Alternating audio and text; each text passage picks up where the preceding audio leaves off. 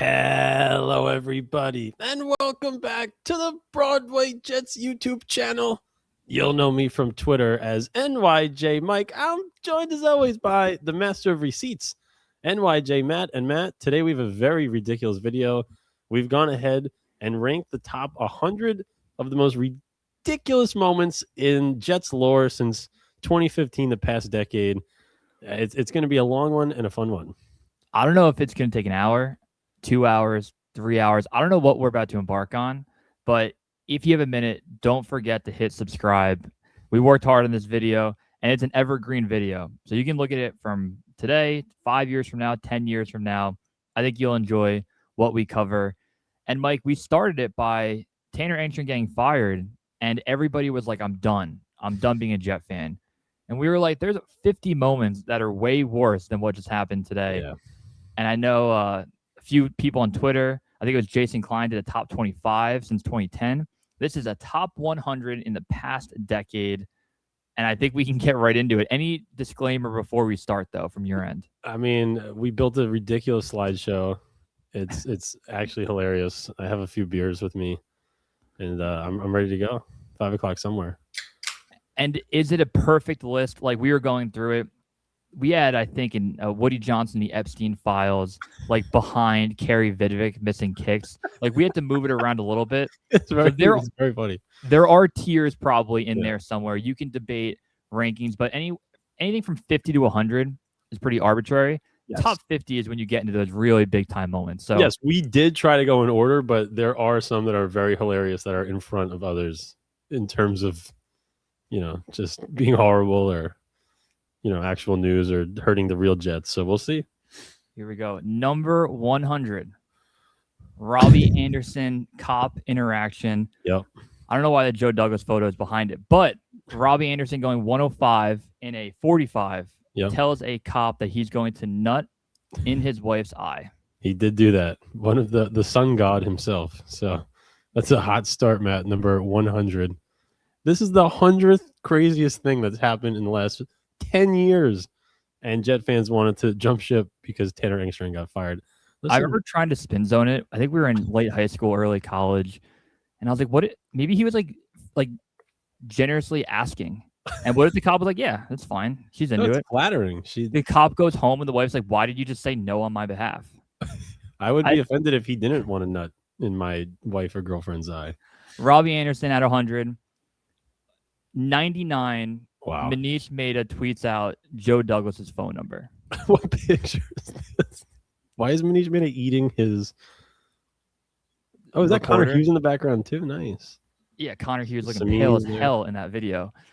Mike, this moment is very new, but it's so underrated because Joe Douglas to Manish is like a supervillain.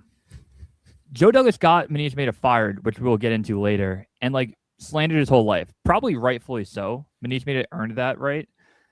But Manish Mehta for 4 years sat there and was like, I cannot wait for my moment to get back at him. Just like in a dark lair, ready to go. And the moment Joe Douglas gets fired from his job, Manish Mehta tweets out his phone number, cold tweets it out, and left it up for 5 minutes. I cannot believe it happened. Manish is an interesting character. He does make the list multiple times.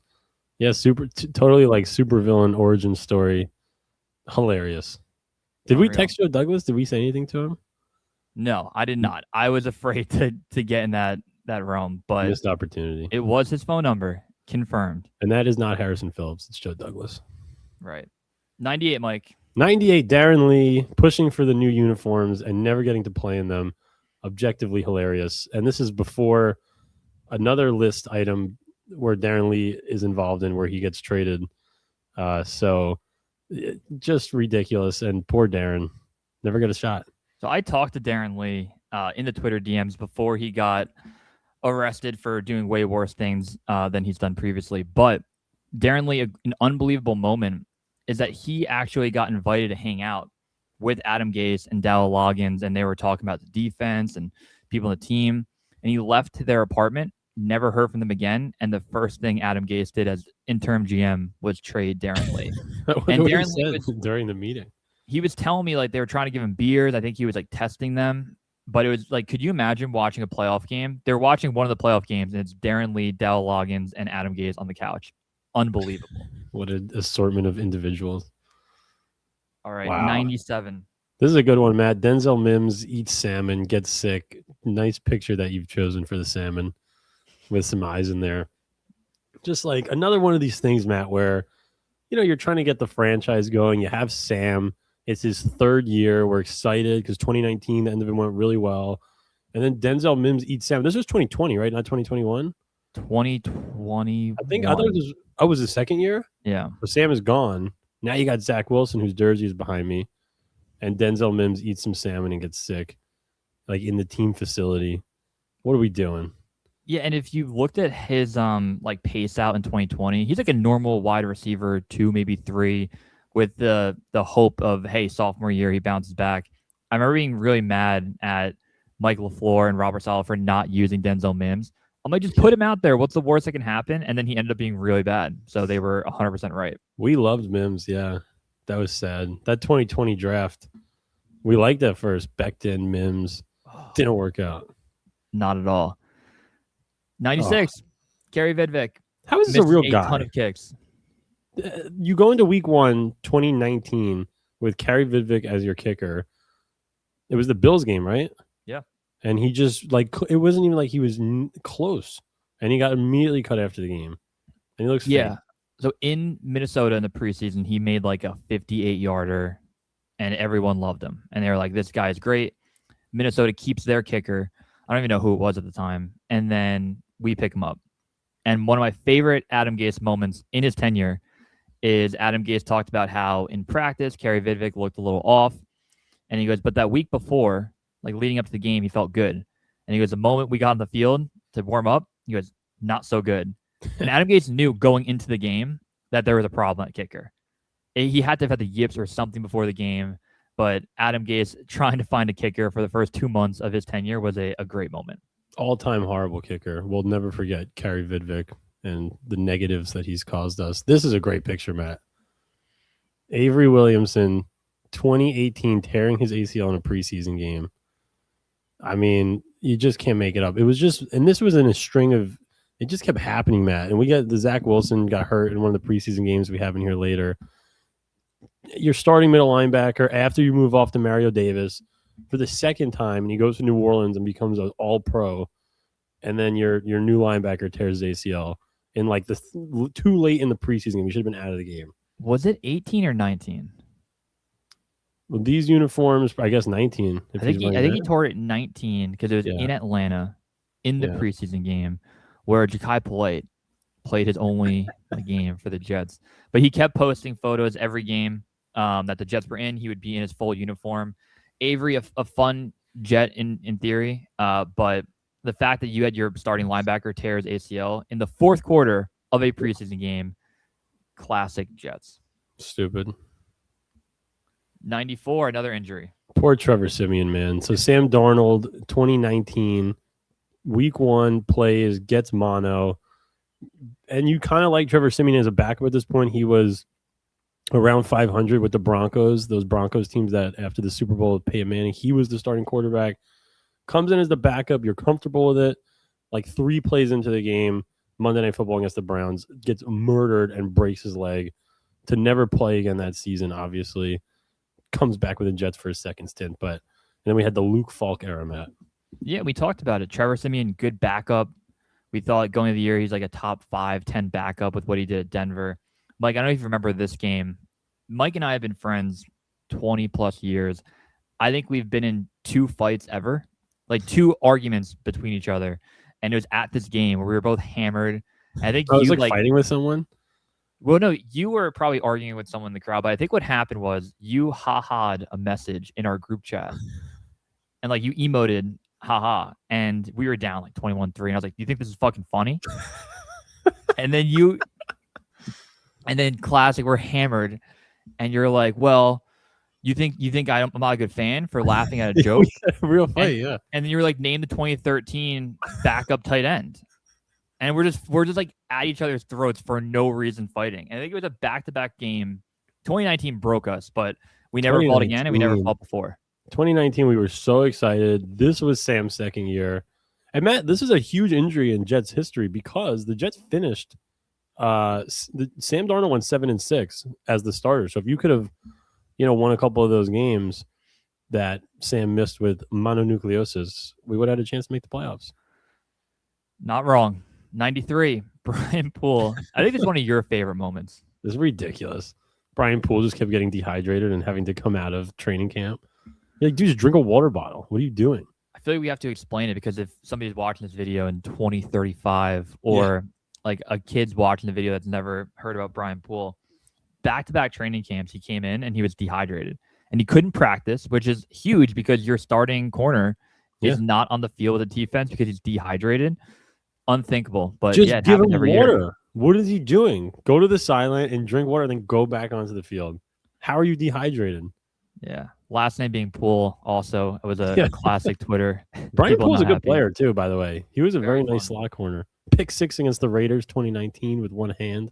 Did he have a pick 6 against Denver in 2019, or is that Pierre Desir? Pierre Desir 2020. That was the Sam Darnold fake slide game where Darnold juked out, fake slid, 50-yard touchdown run.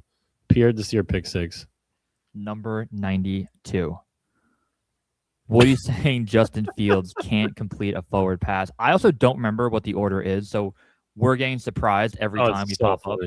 And there's so many of them, Matt. Like, there's literally 91 other ridiculous things that have happened. There's no other team in sports history that has, in a decade-long span, 100 insane moments. Like, the 92nd most important thing is our owner telling our quarterback that he can't throw the ball forward. And or telling the media that he can't. And the best part about this story is the Jets were going to bench Fields, and then Tyrod Taylor got hurt, so then Fields had to play the next week after all this shit went down. I think Fields played well. They won. They beat the Bengals. Was that game? Fields played well in that game. But man, that was what a moment. And yeah, Matt, like I have jerseys always hanging up behind me in these videos, and I was going through all of my jerseys, and like every one of them are involved in this list. Like there's Brett Favre. I have a Le'Veon Bell jersey next to me. It's just all these guys. Zach Wilson. Darnold's on the list, obviously. So. I need a diehard Broadway Jets fan to go through the list and like categorize them because Woody's probably on here 9 times. Yeah. Brett Favre, I know he's on here twice. The Brett Favre are hilarious. I can't wait to get to them. Brett Favre could also be on here. We should make a note too. This is this is post 2015. I think a few 2014 slipped in here, but like butt fumble, cruise 99 yards. Those moments are not here. We can probably make a whole other video. We eventually we'll make a rest of the Jets history one, which I'm sure will be jam-packed. 91. Not a big one, but still funny. Hate this game. Week 3, 2016, Matt. The Jets are coming off a nice win on Thursday Night Football against Buffalo, where everything's working, but Eric Decker gets hurt and goes out for the season in this game, and the wheels fell apart. We always like to reference there's a play in this game where it's a close game, and Fitz throws a touchdown to Brandon Marshall that they call out of bounds, the refs. And Todd Bowles doesn't challenge it, and the wheels fell off after that. So, dirty game. I saw this game ranked as the worst quarterback game in the last 30 years on some like random Twitter account. That's why we had to have it on here. Hard to argue. All right, a new one. This broke last night. Sorry. This shit is fucking ridiculous. The Epstein files dropped again last night, and you can search by name. So Woody Johnson's in there, Steve Tisch is in there, Josh Morris is in there, and I typed in like New York Jets to try to see if anything popped up, and I found, which is by the way, Matt, unbelievable journalism. I don't know why the beat writers aren't doing this. Like, you also have a very disturbed mind. The fact that this comes out, and I'm like, all right, how are the Jets involved? Because I know they are, and Woody Johnson's in there and whatever. But then I find a Modell's receipt amongst these 3 million emails, and Geno Smith. Somebody bought a youth medium 2013 Geno Smith jersey, and I tweeted it out and it has like 4 million views on it. I don't know where it needs to be higher. And another thing is, Matt, I think the next one on the list is like Chris Trevor throwing a pass in the Jaguars game. It's more. But people on Twitter are mad at Geno. They're like he did anything wrong. That some random weird billionaire bought his jersey. It is fucked up because obviously, so the youth medium thing is super fucked. There was, I think, what you tweeted out also, there's evidence that Jeffrey Epstein was at the Jets-Dolphins game on December 1st, 2013. Yeah. And this jersey was bought like November 20th, 2013. So I'm going through, I'm like, oh, like all evidence suggests that Jeffrey Epstein bought the Geno Smith jersey for himself, and then it's a fucking youth medium. Oh, yeah. Terrible. Unbelievable. Probably needs to be higher than 90, and maybe it should be ahead of number 89, Chris Streveler versus the Jaguars. Dude, this game was so ridiculous, like so stupid. 2022, the Jets are in a tailspin. Must win. Mike White has broken his ribs against the Bills. Zach Wilson is starting his second consecutive game. Plays so poorly in a win-and-in game that the Jets turn to Chris Streveler, who throws one of the worst completed passes of all time to CJ Uzomah. Gets a cheer from the crowd. Jets lose like 17-3. Dirty, dirty game. Yeah, because the Mike White angle of it all, Zach Wilson's like beat down. We have a few Mike White things in here. So Zach Wilson, his teammates are wearing Mike White shirts. Everyone in the media is talking about it. Yep. You're number 2 overall pick, and a year later, you're just not talked about.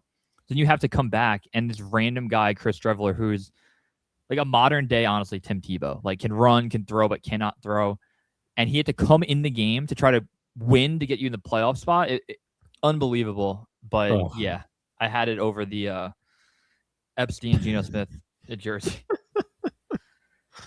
All right, 88. 88. Oh, you love this one, Matt.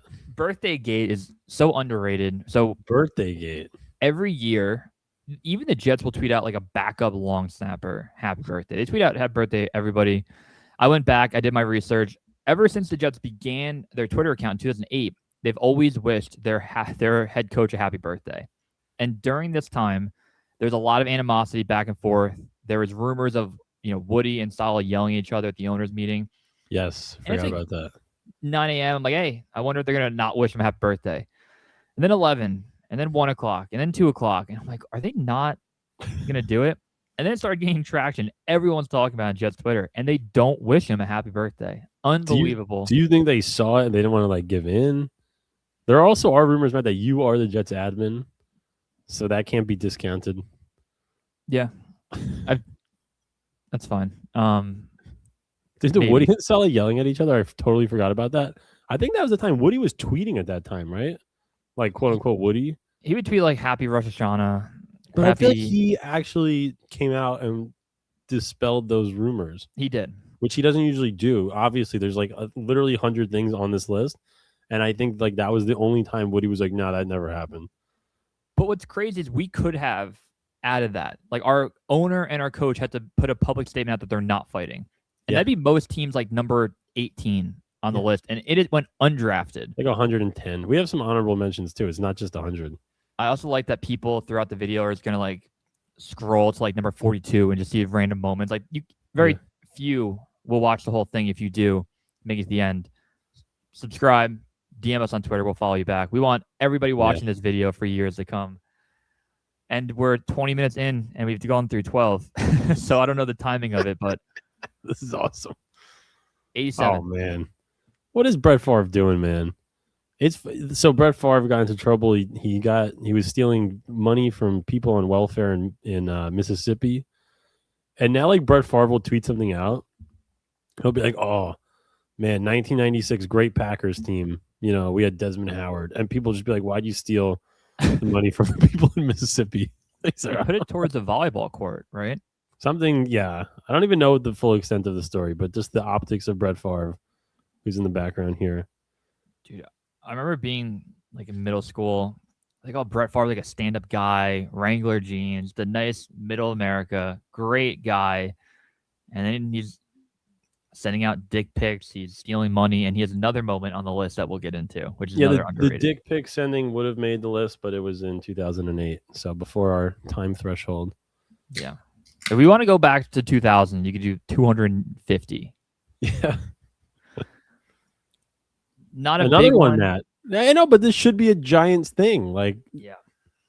This is a great I picture forgot also. about it. Yeah, someone mentioned it to us on Twitter.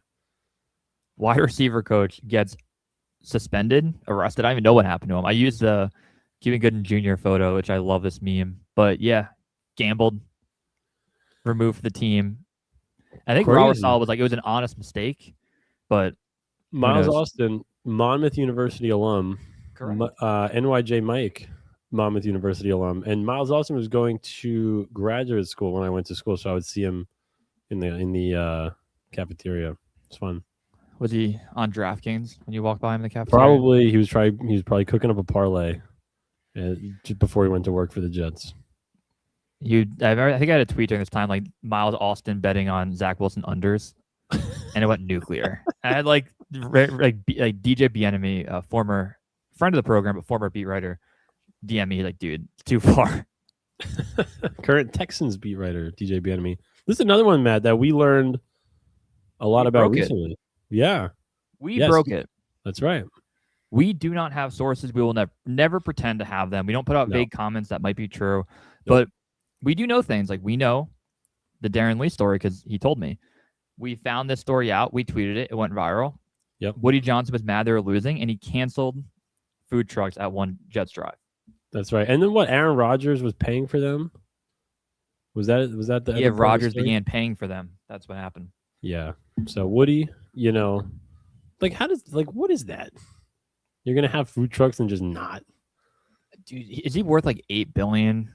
Do you know how much money $8 billion is, dude? That's a lot of money, Matt. And once you have $8 billion, though, I know it's not liquid, but it's a money glitch because then you just put it in like a 3% dividend account, whatever, and you just get money forever. You're fine. And he just couldn't spend $10,000 on a food truck. So it's so ridiculous. This was another good one. Denzel Mims with some fiery comments about Philly. Was this after which game? Was this the 20? Because he wasn't there in 2019. I think it was the moment after he got drafted. I think he was on a live stream, like playing video games, and he's like, Philly to trash that city. That's awesome. Denzel Mims, man. Second round pick. Was the last of all those receivers to be taken. We were thrilled. Yeah. Didn't really work out, but this was an all-time moment. This got a lot of traction online too. Great. 83, Xavier Gipson. You could probably put him just in here for everything post 2023 week 1 game, but fumbling the week 1 kickoff. You could argue like the sliding doors moment and butterfly effect of this moment ruined the 2025 season because holy hell, we talked about it all offseason. If you let this guy go back there, he is a liability, and he fucked it up. Yep. And then it makes you wonder, too, because the Jets had Isaiah Williams the whole time. Yeah. And we were not at practice, but how is Xavier Gipson looking better than Isaiah Williams at practice? But credit to the Jets. They did cut Isaiah Williams and then bring him back. So you got to, could have went somewhere else. But this was a ticking time bomb. We don't typically dislike players. We never liked Xavier Gipson. No. We thought the story was cool in Hard Knocks and week 1, but everything after that, he probably could have had 9 more fumbles in his career, and he's lucky he didn't. He had that big fumble on the Eagles this year. Yeah. For the Birds. But we always said he held the ball like you could just see so much of the ball when he was running with it. Like I want to go strip it. A great way to call it out. Like and of course 7 spots over Geno Smith being named in the Epstein files. Where this fumble in a this 3-14 season that would have changed everything. Yeah. 82 Berrios drop at Minnesota. Man, this game, Matt, was right after the Jets beat the fuck out of the Bears in probably the most important, convincing win in the last 10 years. Best game we've ever been to. Yes. The Jets were 6-4 going in, and you felt like we were going to murder the Bears, and then you do, and it felt great. And you go to Minnesota in a big game in playoff position, and the Jets were trailing the whole time, and they couldn't get in the end zone. And then even the first touchdown that they scored to make it, which was late in the game, they kicked like 5 field goals. They scored a late touchdown. It was like a Mike White quarterback sneak, and it was reviewed. And then they scored, so you couldn't even celebrate. Like you just kept waiting for the anticipation. And then Berrios drops the ball on 4th down, and you would have went up finally, and just finally exploded with that jubilation. It just didn't happen, and it was a very, very frustrating loss. Yeah, I think also a disappointing game for the defense here. I think we were freaking out that they just couldn't get a stop. Yes, that Vikings team was good though. They were 9-2. They went 13-4. Yeah. There was a moment though. I think Garrett Wilson caught a screen and stepped out of bounds, and the Jets didn't end up scoring on that drive. It was a 60-something yard would have been touchdown. Yeah, and exactly. But they just kept getting close and getting close and getting close. And this would have put them over the top, and didn't work out. So, and this is the first of the 6-game losing streak. Yeah, and you watch that play in real time, you think they got a hand on it, and then you watch the slow-mo and you watch Berrios drop it, and then he ends up getting broken up with by Alex Earl, who's now hooking up with Tom Brady. So, well, Berrios pretty good Jet though. We liked Berrios. Yep, good return. 81. The promise. Dude, you were all over this, Matt, when it came out. Very unfair, but in 2019, the hangover tweet. The hangover tweet was good. Yeah. It was we fucked up. Every move he made in 2020, I would bring this up, and if you promised Sam Darnold's parents, maybe draft Creed Humphrey, right? Maybe trade for Trent Williams, do the thing. And he's no, you're gonna get George Fant in free agency, and you're gonna like it. Fant had a good year. Joe Douglas, Trent Williams so bad. Yeah, and I feel like for some reason we need to explain it for people that don't remember it. But yeah, Joe Douglas came in here and said, I called Sam Darnold's parents and I promised them that I would do everything to protect their son and keep him elevated. And he did the opposite. And in 1 week, he might win a Super Bowl. So we know, you guys know how we feel. But it's just a weird moment. The GM, I talked, Minnesota being we talked to JJ McCarthy's parents and we promised them him would keep them safe. A weird moment, which I don't know you need to throw out there, but it fell in their face. Yeah, then you sign the 12th right tackle as your free agent. What? He was the 6th tackle. He didn't even start. Oh. All right. Number 80. Yeah, we talked about it before. This is a big deal at the time, Matt. Zach Wilson trying to juke someone out for no reason in a preseason game. It looked like he tore his ACL. Yep. And this was Zach's. This was before 2022? This is before 2022. It wasn't his rookie year. Yeah. It was his second year. Yep.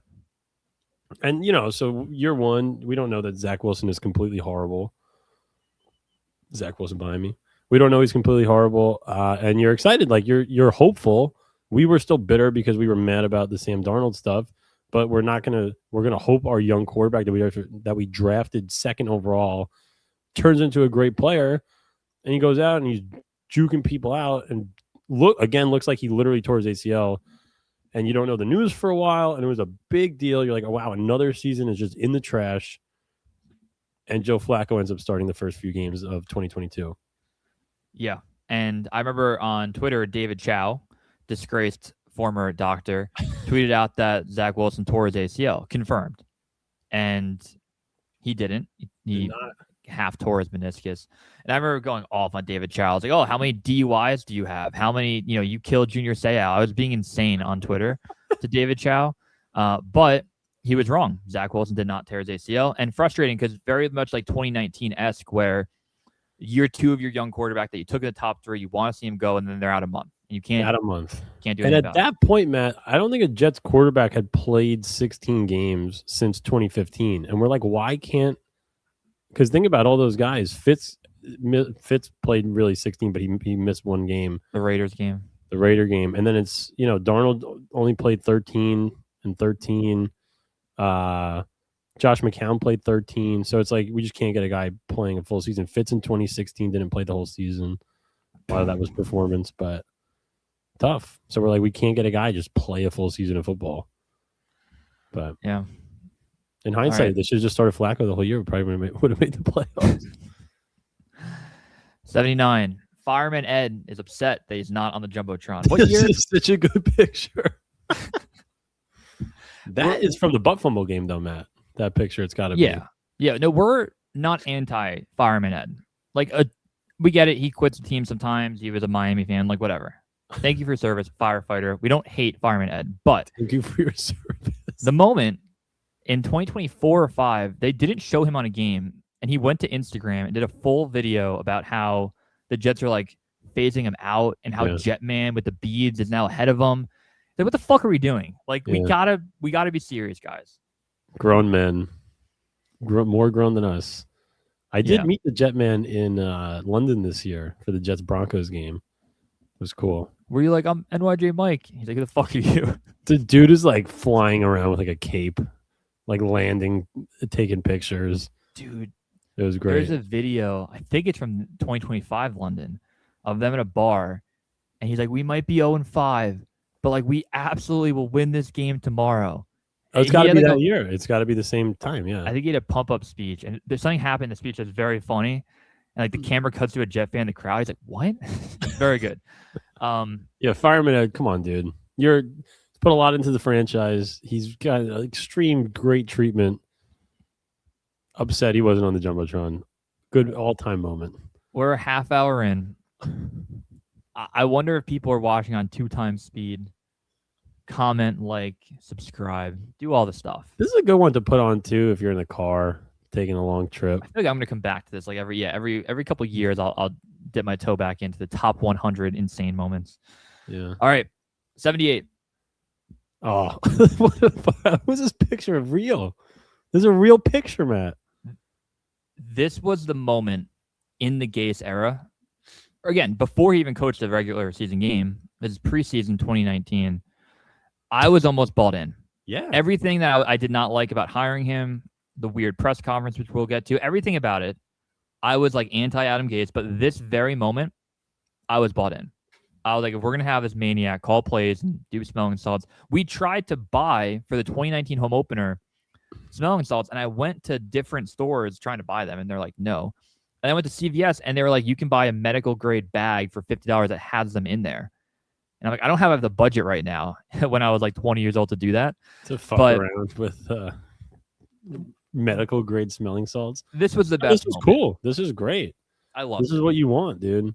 And we didn't like the Gase hiring at the time. It just felt, it was kind of random. It was like out of nowhere. It didn't feel like he was going to be the guy that they were going to hire. And, but we didn't know how horrible he was going to be. He had made the playoffs once with the Dolphins. You're like, all right. But what a fucking lunatic, weird dude. But this is a good moment, and this is an unbelievable picture. Yeah. Hanging in the roof. When the Gase news broke, I was working out in my basement. I lived with like 5 buddies, and I had my AirPods in, and I was lifting. And my buddy's like, hey, the Jets hired Gase. And I was like, oh, fuck you. And he just stood there. And I was like, what? Oh, no. It was like very... Who did we want in 2019? Did we want Mike McCarthy? Who were the other candidates? It was weird because we were fine with McCarthy. It wasn't popular. We weren't even on Twitter yet. We were on like our personal accounts, not our burner accounts that we have. Cliff Kingsbury to Arizona, I believe. Yeah. That makes sense. Yeah. That does make sense. We interviewed Eric Bieniemy. We do that like every 2 years. We interview Eric Bieniemy. Everyone does now. And the Chiefs just hire him every like 4 years. He's like the Robert Saleh of the 49ers, of the Chiefs offensive coordinators. Yeah, 2019, Cliff Kingsbury. You're right. That was the famous Drew from Jersey tweet where he said, draft Mahomes, hire Kingsbury, get all the bitches, and like win the Super Bowl or some top 10 tweet of all time. Great tweet. That could have even made the list. All right, next up. Oh, dude. I almost put this number 1. I almost put this number 1. Yeah. I'll paint a picture. 2019 at Baltimore, team that's way better than the Jets. We are getting outworked. And Darnold comes over the sideline. You can't see his face, but he says something to Adam Gase. Adam Gase goes straight face. And David Fales looks like he saw a fucking ghost. I would do anything to know. I'm going to find David Fales. I feel like we can talk to David Fales. We can. I'm going to find like his brother on Instagram. Be like, hey, got a quick question for you. Can you ask David what Sam Darnold said? Because it's one of the greatest photos ever. And I want to know so bad what happened. Fucking Gase. That was an interesting game, too. Thursday Night Football, I believe. Darnold played pretty well. And that was Lamar first MVP. I think no. Really? Yeah, 2019? Right? 2019? Lamar won MVP in his second year? I thought so. Am I wrong? That'd be great. I don't know. But yeah, the Baltimore was way better than the Jets. I think We ended up scoring like 20-something points. I think they lost 42-21. Yeah, 42-21 game. Lamar was the MVP his second year, yeah. And we got smoked because Lamar was the 5th quarterback taken in 2018? Is that right? He was like the 30th pick. So it was what? It was Baker, Sam. Bill Polian said that he was a wide receiver, one. Bill Polian also made Bill Belichick not go to the Hall of Fame is awesome. But whatever, Lamar was the last quarterback taken in the first round. And my cousin was like, Lamar's better than Sam. And we're like, literally go fuck yourself. You're an idiot. And he won the MVP the next year. But look, Sam is maybe going to win a Super Bowl before Lamar. So for all of them. Haha. What's up, Zach? I love the anticipation of not knowing what's next for the record. Yeah, I have no idea what's on deck. Oh, that's a good one. Yeah, that's a good one. This one could be higher. Optimistic Jets on Twitter with staking out Robert Saleh being at one Jets drive, just all time. That is, by the way, Optimistic Jets is a good account. Very funny that the name is Optimistic Jets because not all of your takes are going to be optimistic. So, and obviously the Jets are in kind of a negative place. So he'll tweet out like something negative and people are like, Optimistic Jets. It's so good every single time. It's like when Brett Favre tweets anything they tell, why'd you take from Mississippi? You're so right. This was a great moment though. This went viral. Yeah. Very good. What the hell is 75? Oh, dude. 2014. We cheated here, but we wanted to keep it. It was too close to the time, and it's so funny. And Matt, the whole thing with 2014, so you still have Rex Ryan. The Jets went 8-8 in 2013. They controversially, quote unquote, keep Rex. Like they announced it the last game of the season. The locker room goes nuts. The Jets go into 2014, and Rex is a press man coverage defensive coach. And the Jets have no corners, and they have Dimitri Patterson and Antonio Allen, who's a converted safety, as your 2 starting corners. And before week 1, Dimitri Patterson goes AWOL and just never plays for the Jets. Unbelievable. How is this number 75? I think I knocked it down because it was 2014, and technically it's a penalty. It's penalized for that in our arbitrary rules that don't make sense. They don't make sense. It's like if Brandon Stevens this year didn't show up.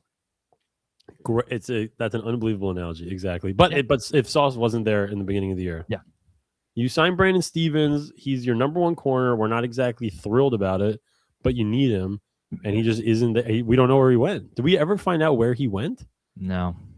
Is he okay? Gone forever. Aaron Hernandez. Is he all right? I hope so. This guy is not all right. Buster Screen was arrested for scamming. And it happened on Twitter. I remember the guy on Twitter DM'd me like 3 years ago. He goes, "Hey, Buster Screen like took money from me. You tweet about it." And I was like, "Sure, I'll retweet you." And then he ended up getting caught again, and he's in a ton of trouble. I don't know what he did. Yeah. Awful football player, but might be a worse person because he's getting arrested a lot. Matt, Buster Screen, friend of the program, Pat. We play the Immaculate Grid every day. Right? I thought Buster Screen was the friend of the program. I was like, Buster all right, my bad. He's not a friend of the program. Friend of the program is my buddy Pat, our buddy Pat, who we play the Immaculate Grid every day.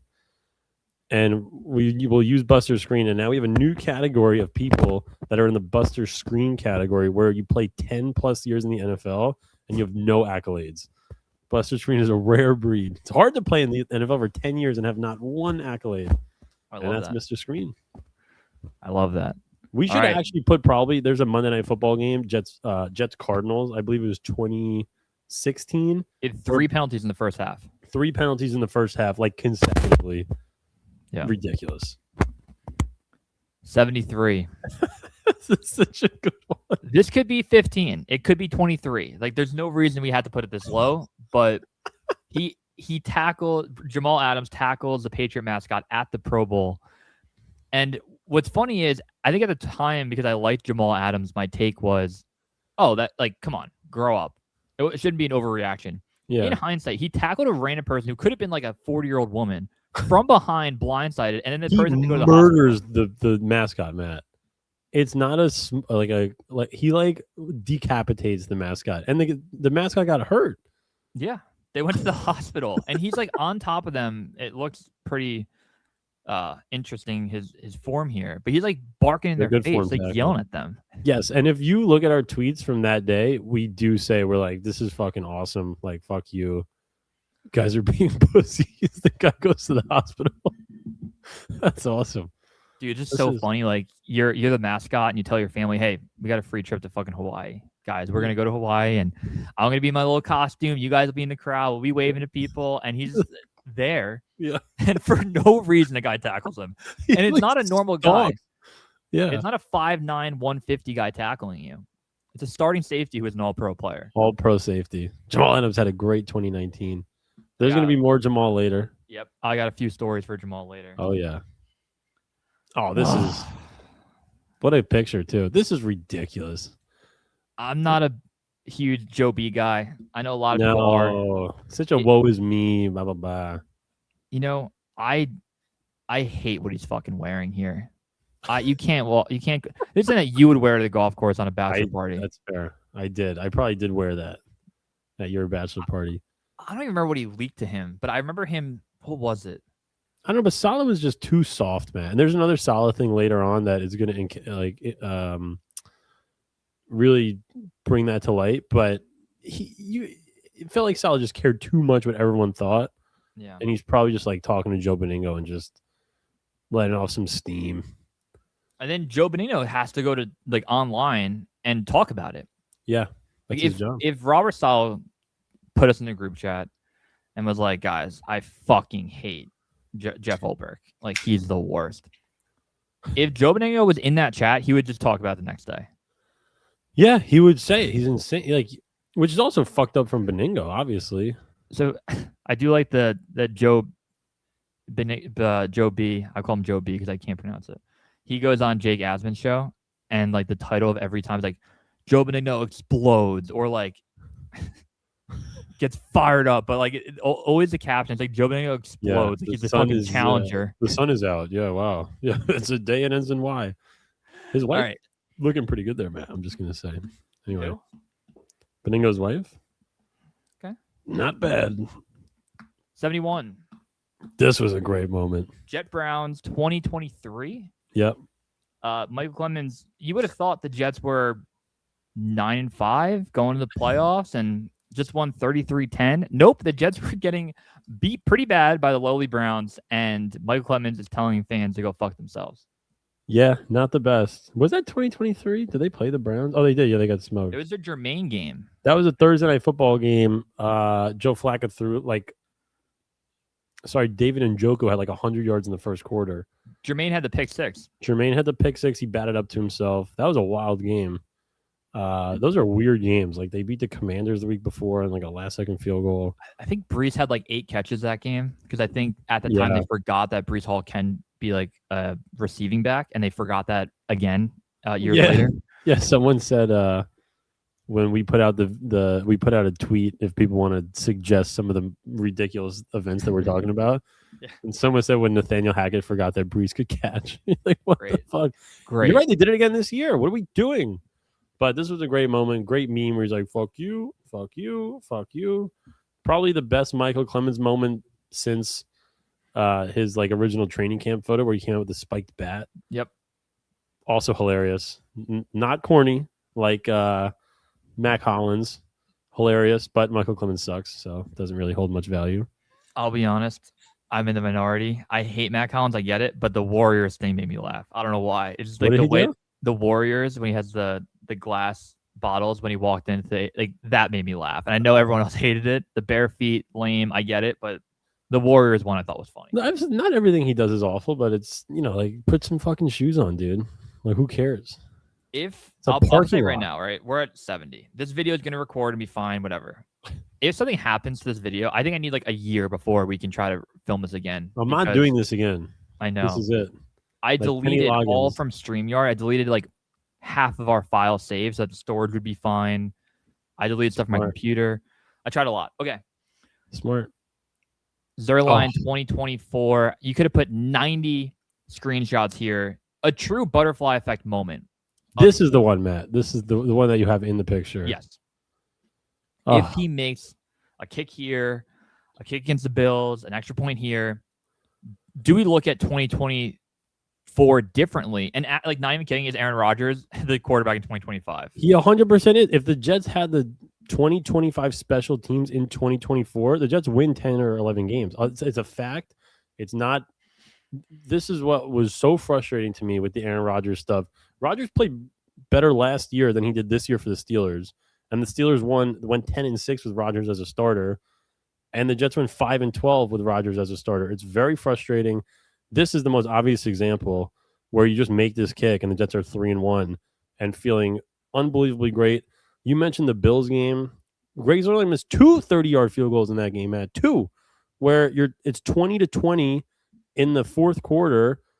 Braylon Allen does a fullback dive for a touchdown. You get a holding call on the left tackle, which doesn't make any sense on a fullback dive.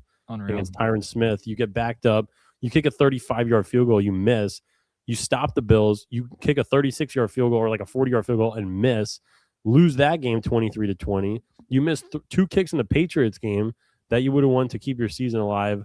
You missed 2 kicks in the Steelers game. He was 9 for 15, Matt, and he missed like 2 extra points. Disaster season for Zuerlein, who was great in 2023. I'll never get over it. And there were so many games where if everything else happened exactly the same with what Aaron Rodgers did and other things after he was off the field happen, you're just either in the playoffs or he's the quarterback this year. Fuck this shit. Kills me. It's a great clip. It's a great clip, Mike. What you just said there for a minute is perfect. And you couldn't say it any better. I look back, if 10 years from now we watch this video, I'm like, oh, we forgot that moment happened, or we forgot that moment happened. You will never forget number 70 of what he did in 2024. Man. I got to run to the bathroom. Take me 30 seconds, but I'm going to hit the next one, and I don't know what's going to be, but you give a quick overview. I'm going to talk about it while I drink a beer. Oh, this is a good one. I got to wait. Dude, Robbie Anderson, between changing his names, telling the cops wife's going to come in her eye, learning about the Panthers mascot, just so many great moments, Matt. I love it. And this tweet broke the internet. 9,000 likes in 2019 is 140,000 likes today. Inflation. I like when the sun stays out later, and Robby Anderson discovering daylight savings is one of my favorite moments in that entire era. Just unbelievable. Tweeted March 11th, free agency at that point is about to go into full effect. Do we sign Le'Veon Bell? What about Anthony Barr and CJ Mosley? Nope. Robby Anderson's tweeting about daylight savings. I like when the sun stay out later. Robby Anderson, this is one of the more wholesome events on this list. Pretty good. This was a classic. All right, talk about Robert Saleh real quick. Oh my God, the Robert Saleh toothbrush commercial came at the worst possible time. The Jets were in a tailspin, losing a bunch of games, and then you have this ridiculous commercial where Robert Saleh comes out and brushes his teeth like a lunatic. And it's just not great optics. And the Saleh era, man, I talked about it ad nauseum, where Saleh coached something like 70 games with the Jets, and he only had Aaron Rodgers for 5 of them and got fired. So you want to say he got a bad rep is not unfair, but this was one of the lowest moments. I think this was and I'm going to confirm this when Matt comes back from the bathroom. I think this aired during the Hail Mary when Tim Boyle threw the Hail Mary. I have to confirm that with Matt if that's exactly when this commercial played, but it was during a horrible moment. Matt, is this moment was this during the Black Friday game with the Hail Mary? Hail Mary, yep. It was. Okay. I think it happened because we were at the game, but right, so we didn't see the commercial at first. Yeah, we just saw people tweeting about it. I think it happened right after, going to halftime. Yeah. Played. The worst possible timing. And that was that Black Friday game was the Jets. This is 2023. The Jets are 4-6. I'm looking at the schedule now. This is not me remembering off the top of my head, but 4-6. You're playing the Dolphins. Aaron Rodgers, Matt, is on the verge of coming back from his Achilles injury, right? He's rehabbing and trying to come back, and you're like, we just need to win a couple of these games, and then you get your guy back. Hopefully, we'll see what happens in a miraculous thing, and you get murdered, Hail Mary.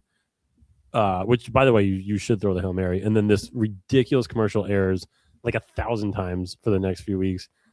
Yeah. Terrible optics. I overplayed the Us horror movie like soundtrack over this commercial, and it fits perfectly. I remember tweeting out at the time.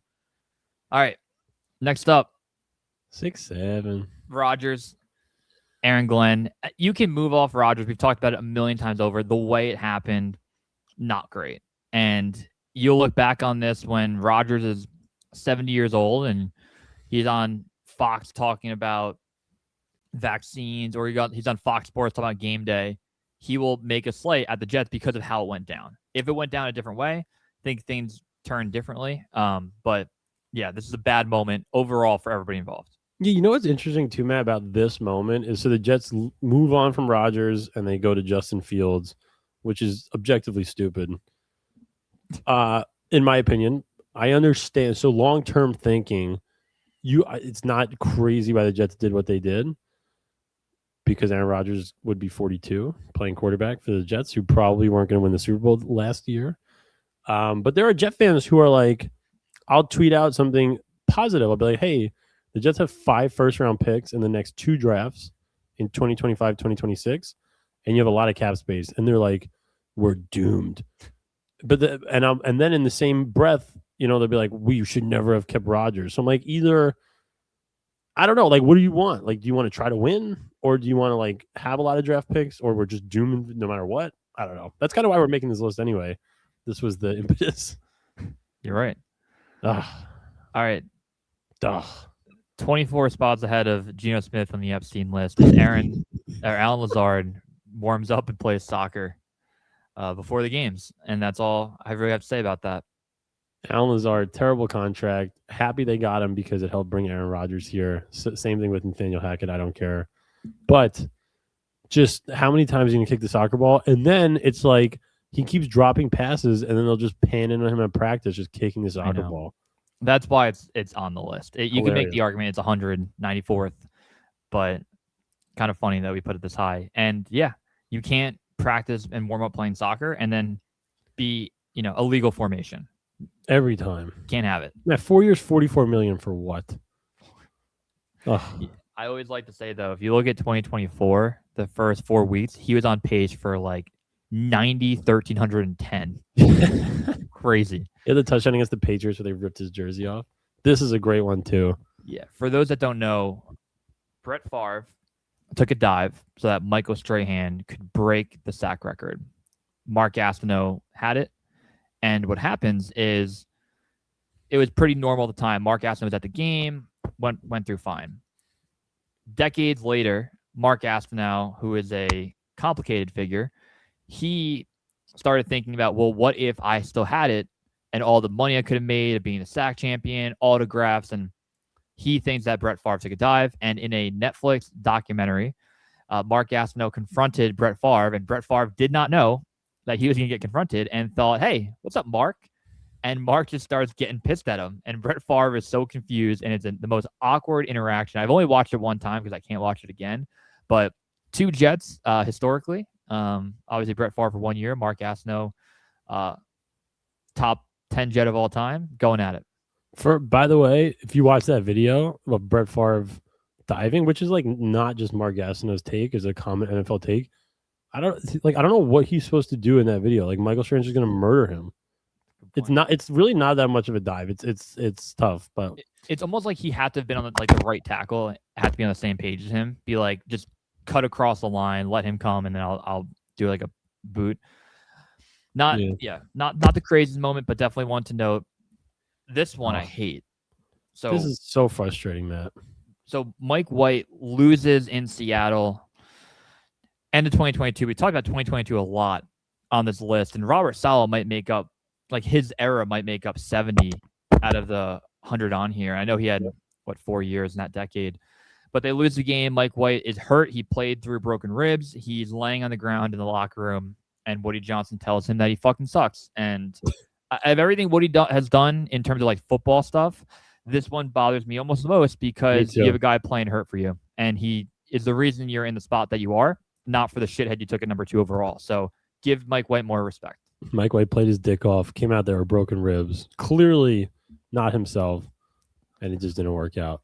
God, yeah. I'll go to war for Mike White any day of the week and twice on Sunday. Number 63, Kelechi Osemele injury grievance. Long time ago, but it happened. Yeah, man, we were talking about it earlier this morning where 2019, this is part of the Joe Douglas telling Sam Darnold that he's going to protect him and telling his parents that he's going to protect him, whatever. We were looking at the rest of the Jets' offensive line sucked. Kelvin Beachum, left tackle. Jonathan Harrison was the center. And then you had Brian Winters and Brandon Shell. And Kelechi Osemele was an all-pro with the Raiders, and the Jets brought him in. He played 3 games, and that was it. And then, more negative press for the Jets. Oh, he files an injury grievance, mad at the team, the whole ordeal, So another one of these, it just can't work out. Yep. Where are we at? 62? Uh-oh, there you go.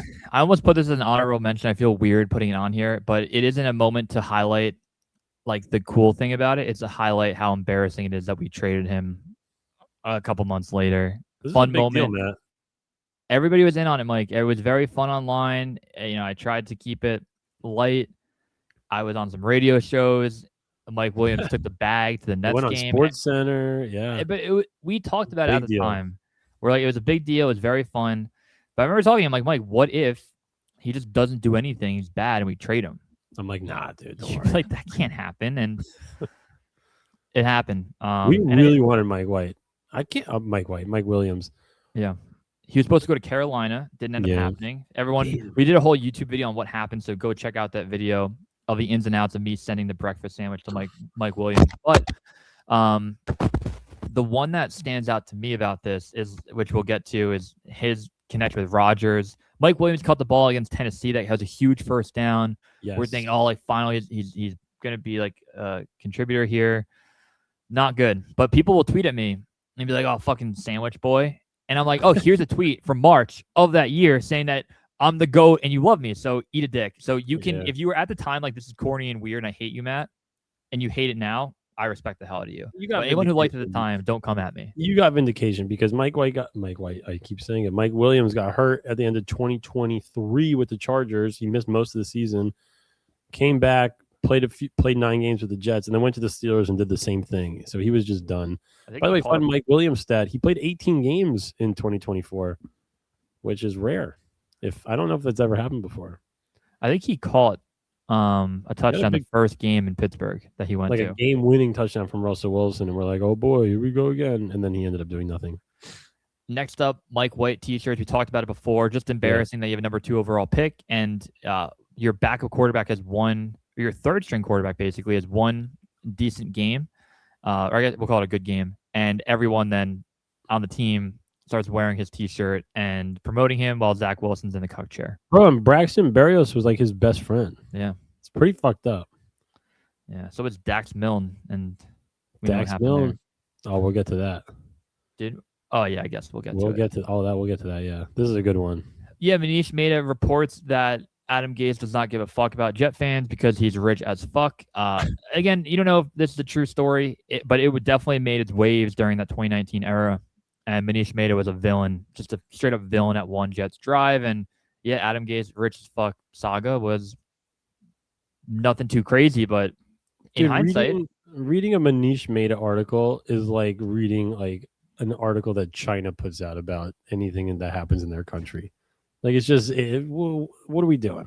Like the Babylon Bee or the Onion, but it could be right. The Babylon Bee and the Onion are hilarious. Great publications. Yeah. All right. 59? We're cruising a bit here. Victor Cruz. Fuck that guy. Oh. Thank God the Jets won this game, Matt. The Jets were, 2-6 going into this game. Jets-Texans on Thursday Night Football on Halloween. This was on Halloween, I believe. Yeah. 2024. Malachi Corley end around. Drops the ball too early. National news. Never really does anything again with the Jets. And there's another Malachi Corley moment on here that we'll get to as well. But I love Garrett in the back celebrating touchdown. It wasn't even close, too. This one where you saw live, you're like, fuck. Yeah, Malachi Corley, one of the few Jet players to have blocked my Twitter account. Did he? I wonder why. Yeah. Did we talk a lot of shit about him? I probably made if you're at your New Year's party, hang out with Malachi Corley because the ball is going to drop.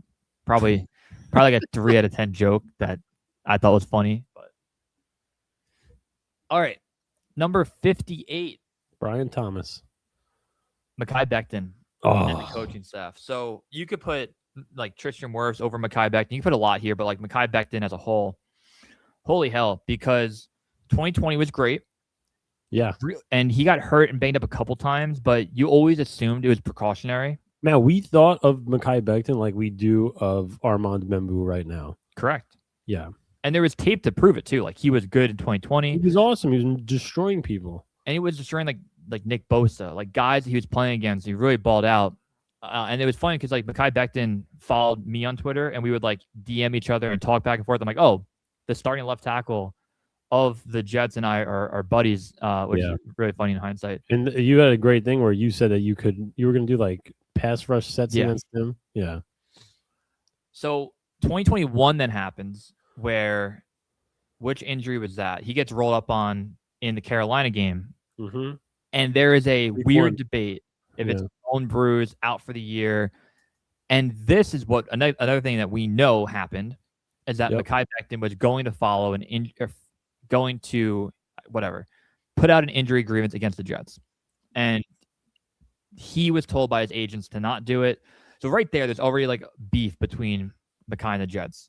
Back and forth. 2022 is the offseason that they kept pushing him to play. Yep. And he was throwing up and he gets hurt again, out for the year. Gets a nutritionist, another injury grievance thing. And he plays all throughout 2023, not at a high level, but he does play every game. Yep. And then he moves off in 2024. So not a good saga, but you had the clip of Robert Saleh responding to Mekhi's tweet that he is a left tackle. Oh. And Robert Saleh was like, yeah, win the left tackle job. Do it. And he didn't. Because that was, and Matt, that was so annoying because, yes, the Jets were trying to put him at right tackle. Or was it right guard? Right tackle. Yeah. And he tweeted out in all capital letters, I am a left tackle. And then he goes to the Eagles and plays right guard. Like, fuck you. Yeah.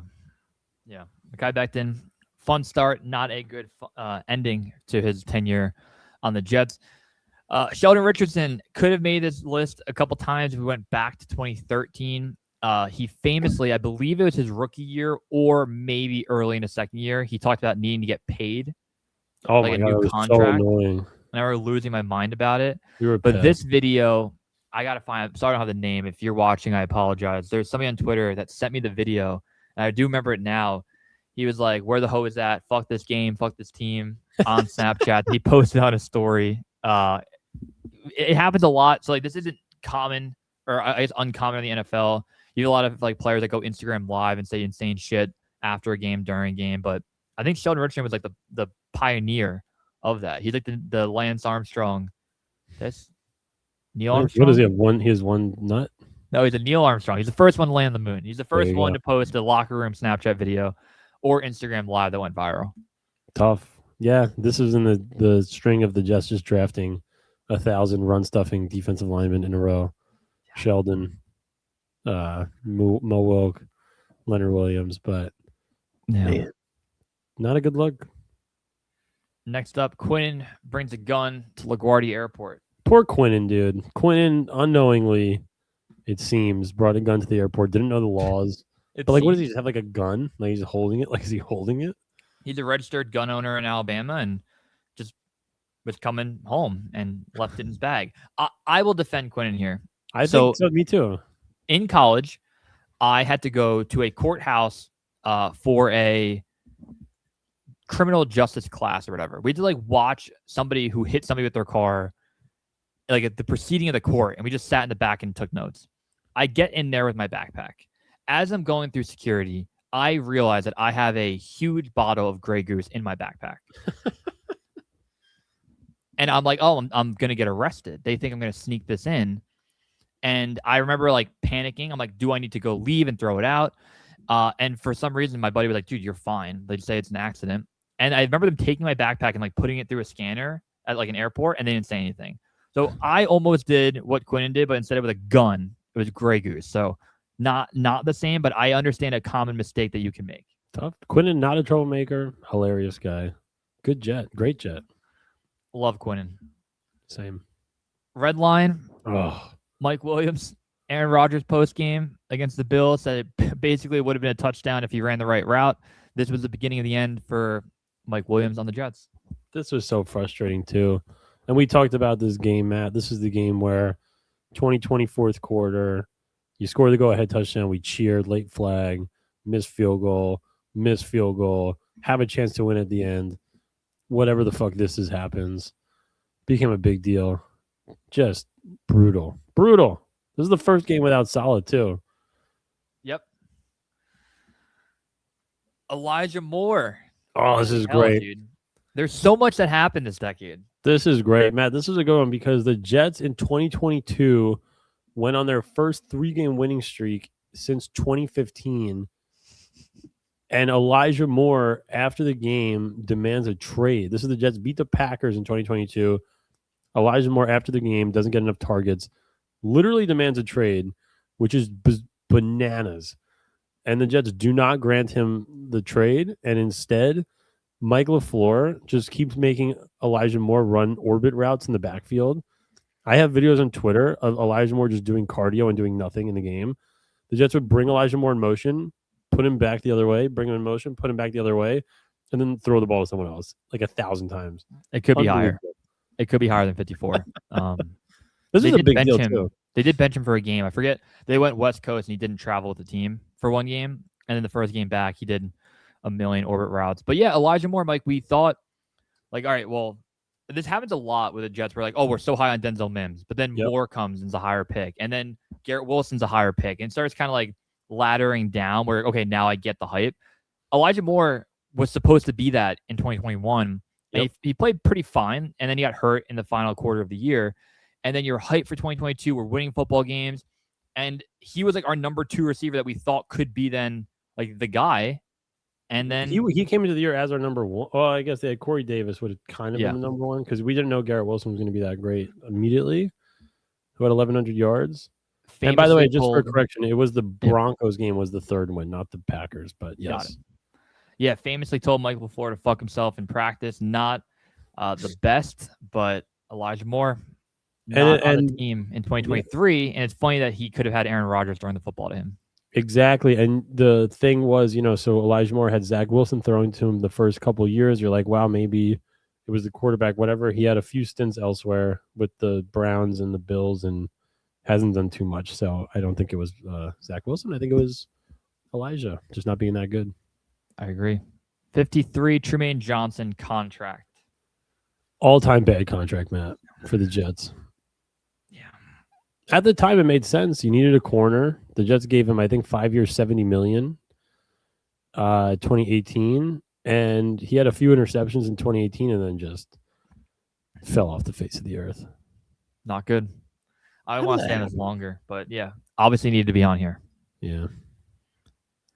Jakai Polite never plays a snap, drafted in the 3rd round. I don't know, a friend of the program, my buddy John, is listening. He found the other day a text from us in 2019 where I said, huge pick, love it. Jakai Polite is going to be a menace. Never played. Never played a snap. And this is the only, there's 2 pictures from Jakai Polite in a Jet uniform. This is always the one that I see. Is in Atlanta, I believe, him sitting on the bench. You must be a real piece of shit to get drafted in the 3rd round and not play a snap for your team. It's almost impossible. Be that quickly of a sunken cost.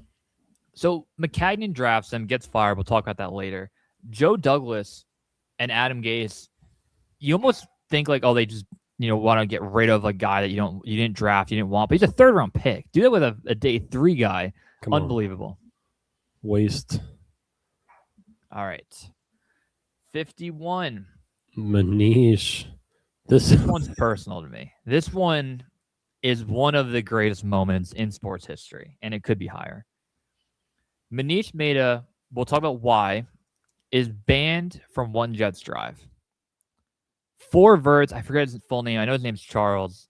For the Daily News, takes over as beat writer. He's allowed to be at One Jets Drive where Manish Mehta is banned.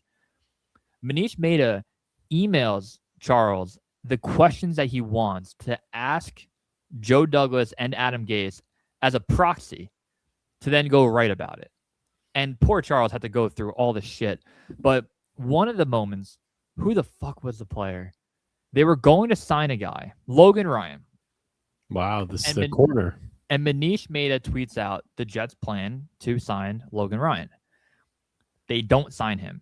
So Manish goes to Charles and says in the email, first question, ask if Manish Mehta's article impacted the Jets from not signing Logan Ryan. And then he writes in the email, and it's all leaked, before they even try to answer, follow back up and ask. It was insane that he was like a proxy journalist at that time while being banned. Unbelievable Manish moment. This guy, man, what a clown. And I can't wait to get to the reason why he was banned, which is higher up on our list, which is honestly an all-timer. I think, is it top 10? Do we have it in there? Yeah. Top 10. Yeah. Gotta be. All right, top 50, Mike. Here we Hour go. 10 in. Woo! If you made it this far, comment that you made it this far. Subscribe. Do everything you do. All right. Yes. Oh, Hassan Reddick. Yeah, this was a shame, Matt, too. This is the one where you always get me with you'll say, like, oh, I remember where I was for this moment. And it's the dumbest shit ever. I remember where I was for the Hassan Reddick getting traded for. Hanging out in Hoboken.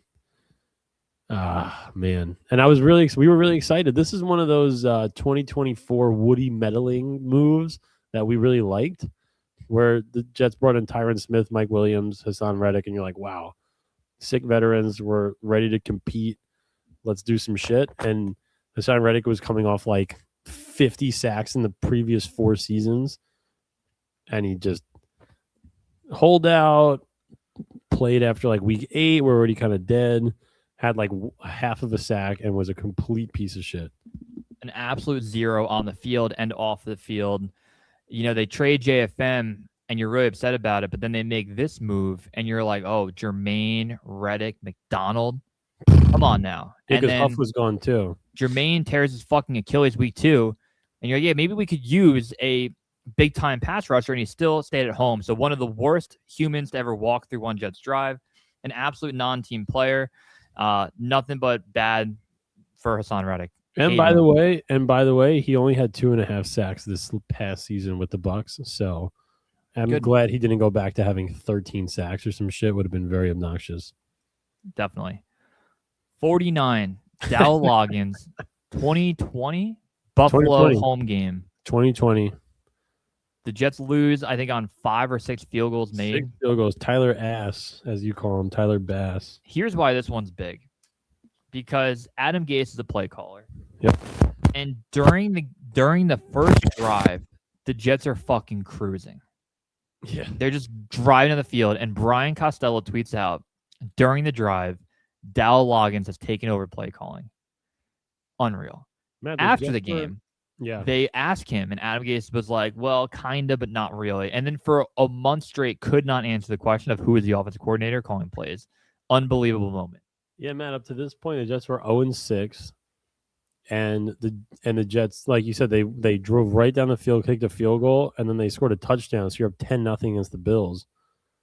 And we found out it was like early second quarter, yeah. No, but think about the second half. I think the second half of the game, the Jets had like -2 total yards. Oh, yeah, dude. The Jets finished that game with 190 yards of offense. So this is like a monumental moment where it just still doesn't work out. And they lost 18-10 on 6 Bills field goals. Oh, so fucking good, dude. I love this moment. Love it. So Dow Loggins looks like Patton Oswalt. It's a fucking video game character. He's a head coach at Arkansas Pine Bluff. Do I have that right? He got a new job in college. I don't know if it's that or he was at South Carolina. All right. The Cox. 48. Oh. Political moment. Let's get political here. Woody becomes the ambassador to the UK. You're going to the UK. Leaves the Jets to his brother. And in his stay, his brother hires Adam Gase.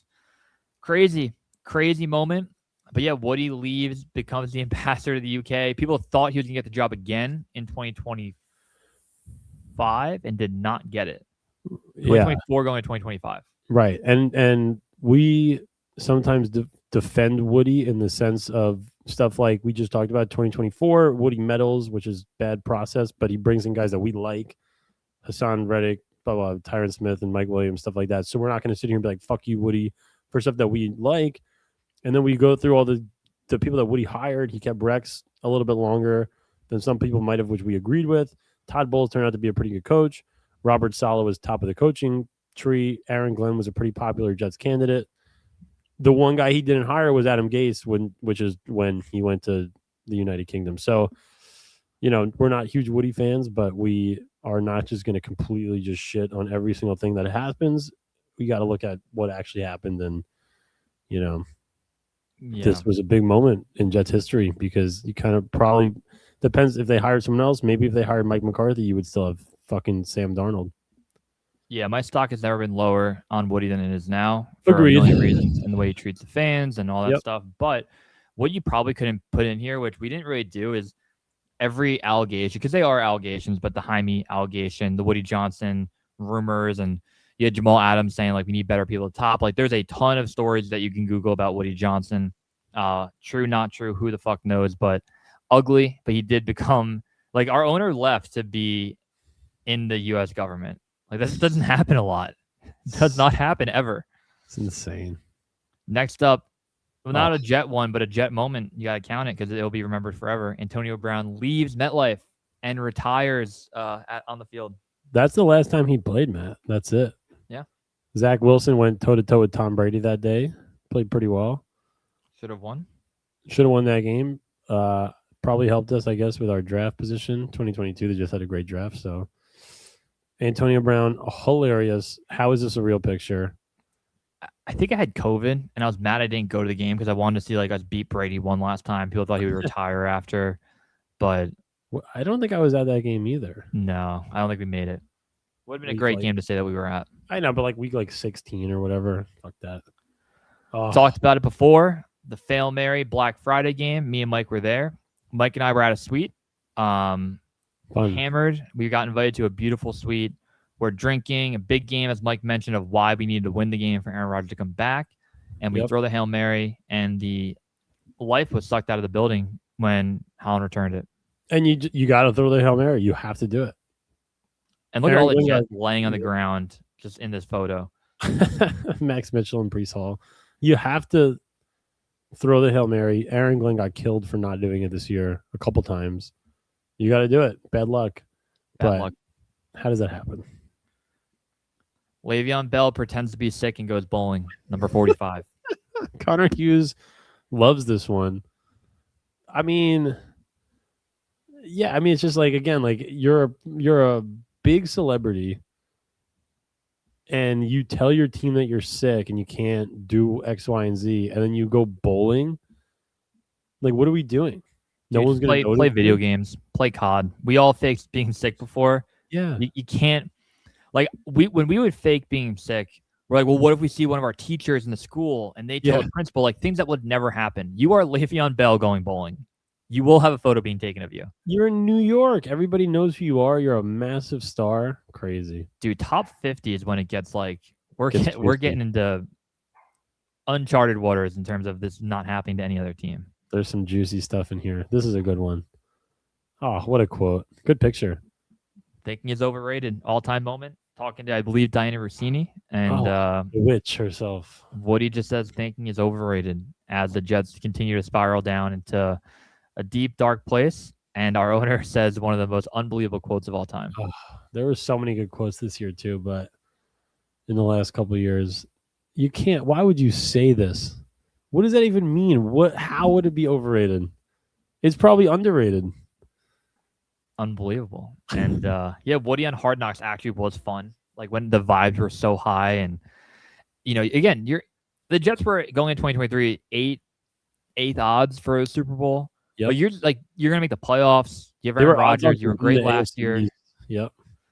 And Hard Knocks was fun, and Woody was kind of funny on it. And he had Sexy Red on the field before the game, week 1, and we all know what happened. Ski. Number 43, TJ Graham hides in the end zone. This is a 2014 moment as well, but it's too perfect not to include. You love this one, Matt. We were there. We were there. The Jets tried to run a trick play on a kickoff where TJ Graham would just hide. And when they try to lateral the ball back to him. Yep. And then he looked back and he didn't do it. Yeah, there was just no. The Jets would have either lost like 12 yards or it would have been like a touchdown the other way. It's just so funny that you think Rex or somebody was like, hey, what's the uniform combo this game? We need it to be green on green to run this play. And do you remember who we acquired the week of this game? Percy Hardman. Correct. 2014 Jets. Which makes it even funnier that you get an all-time returner, and the first time he's on the field for you guys, hey, let's run the most insane trick play ever. The 2014 Jets at some point it was Michael Vick, Percy Harvin, Chris Johnson, very bizarre team. What else we got? 42. This was a tough one, Matt. The Jets lost 10-3 to the Patriots, I believe was the score. Yep. And the losing touchdown was a Marcus Jones. I think it was Marcus Jones had a punt return touchdown for the Patriots, with not a lot of time left in the game. And Zach Wilson was trying to be stoic and not up and down and just be calm, leveled, and said some stuff that just pissed the whole fucking team off. Yeah, that's my historical take on this is, yes, it's a bad moment. It belongs in here. Probably a few people think it's higher. He was always told not to be too up, too down. When they won and he had good games, which didn't happen often, always credited other players. And I think in this moment he said, hey, I don't feel like I let the defense down. The incorrect comment to make there. And because he did, Matt, to your point, where Zach Wilson was 9 for 22 with 77 yards and 4 sacks taken in that game.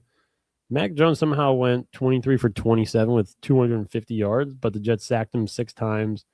The Patriots were not really moving the ball very well.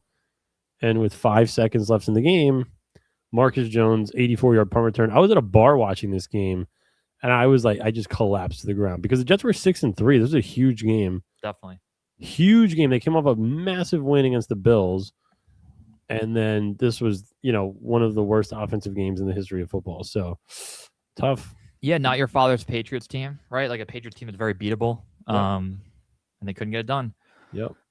Oh. Number 41, Isaiah Crowell, ass wipe celebration. Got the Dude Wipe sponsorship the week after. And we will talk about this game in a little bit. We won't talk about everything about this, but the actual celebration is diabolical. Oh, it was amazing. Amazing. I think it was his second touchdown of the game at that point.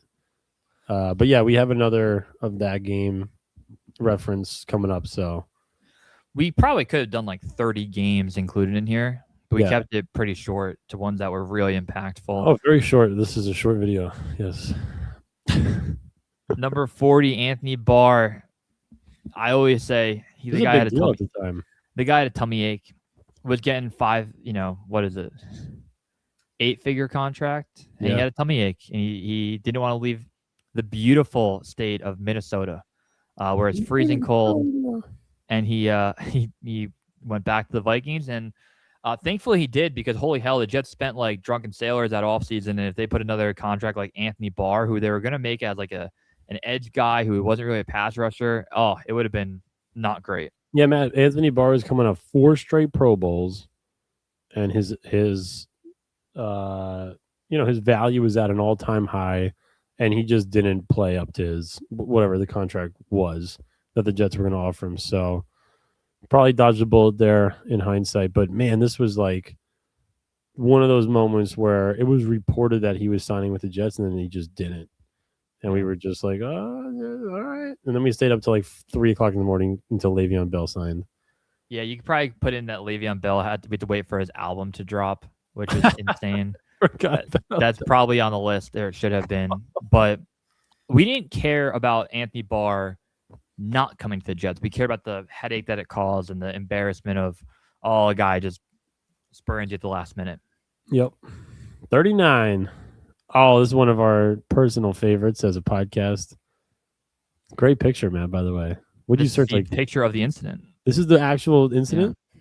He crashed? I thought he just drove the wrong way. He crashed.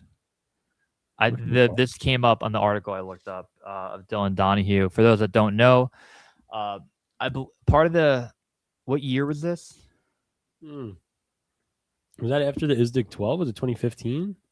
Yeah, I don't remember. But Dylan Donahue, edge rusher, taken as the day 3 guy. That was later, Matt. It was 2017. Yeah, was he a part of the 2017 draft? Jamal Adams draft? Yes, when they took Hackenberg. So Dylan Donahue drives the wrong way, under the influence, in the Lincoln Tunnel, which, 1, don't drink and drive. 2, the Lincoln Tunnel and the Holland Tunnel, when they changed lanes of which way you can go in, like, you know what I'm talking, like, yeah, had to have been a drunken, I'm going to go this way because I came in this way. Yeah. And accident happened. Off, dude. Imagine driving, you're in the tunnel, you're going the wrong side of the street. You're like, Which I think if we weren't alive, no one talks about this story anymore. We're the only ones that keep bringing it up. Yeah. So he's probably not happy. I think he went to rehab and like really got his shit together. But 2 shitheads need to keep addressing that he drove the wrong way in the Lincoln Tunnel. Never forget. 38.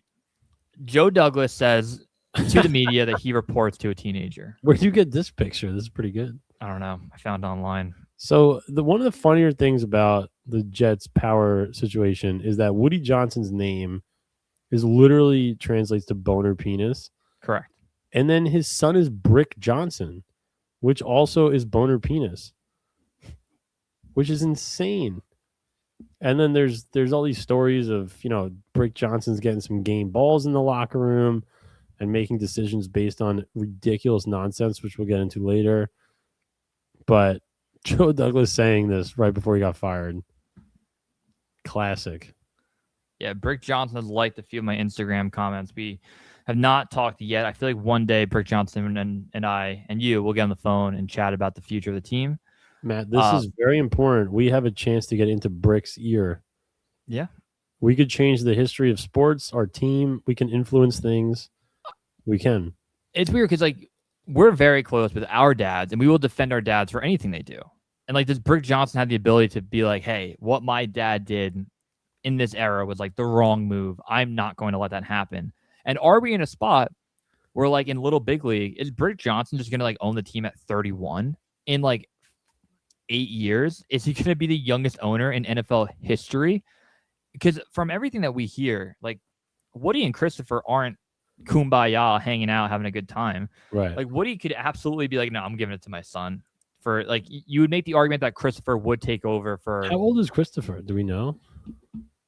No idea. Let's see. I'm going to do some research live. But Brick is what, like 21? 20... I think he went to Harvard, I believe, played tennis. Really? Yeah.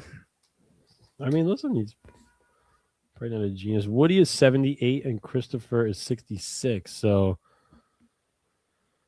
we're in trouble, Matt. We need, hopefully, Brick Johnson's a fucking genius. I do think Christopher Johnson, outside of the Adam Gase hire, he won't embarrass your team. Comments-wise, behavior-wise.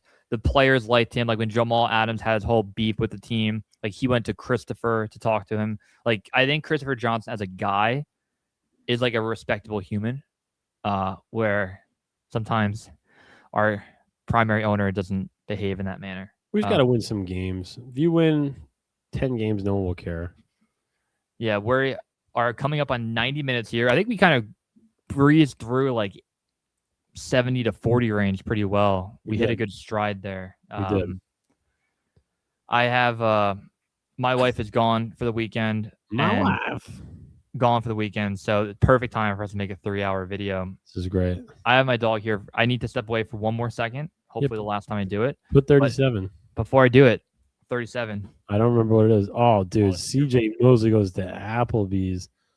This was such a frustrating moment because the Jets signed CJ Mosley in 2019, and he had just that terrific start with the team in Week 1, Buffalo, 2019.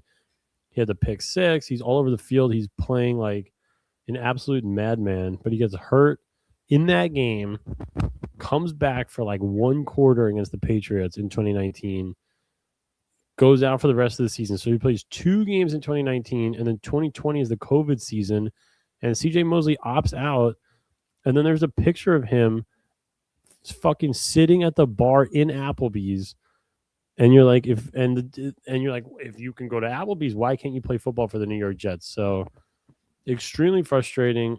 It always reminds me of the Yoenis Cespedes saga with the Mets.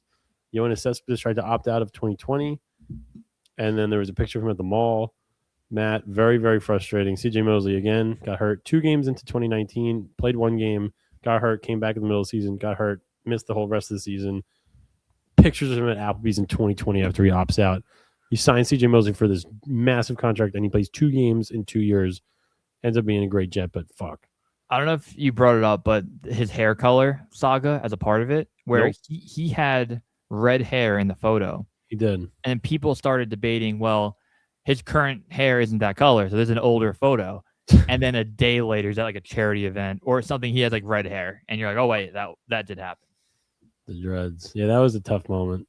But he ended up being a very, very great Jet. 3 years of just good football. Yeah.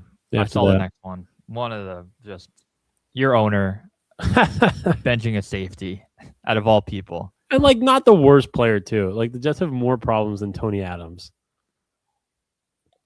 Sit on the bench, Tony. The fact that out of everybody, to your point, he just singles out one guy and he goes, him. Like I picture everyone's heads are down the locker room. Woody walks in, everyone's quiet, and he's walking locker to locker, and he gets to number 22. He goes, you're not playing. You fucking suck. That's crazy. That is crazy.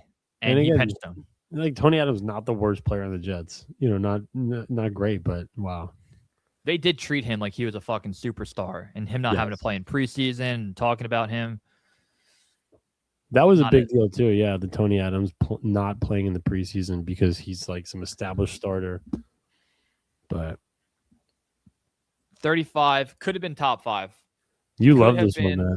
Could have been top 5. So Addison Rae at the time, I think, was probably still is superstar on TikTok, and the Jets make a duet of her dancing and catching the football from the other side of the photo. And when I tell you that this video was up for 10 minutes, maybe less, and it got clipped forever, and it's one of the all-time. It's very funny, and I don't know why. I get why they deleted it.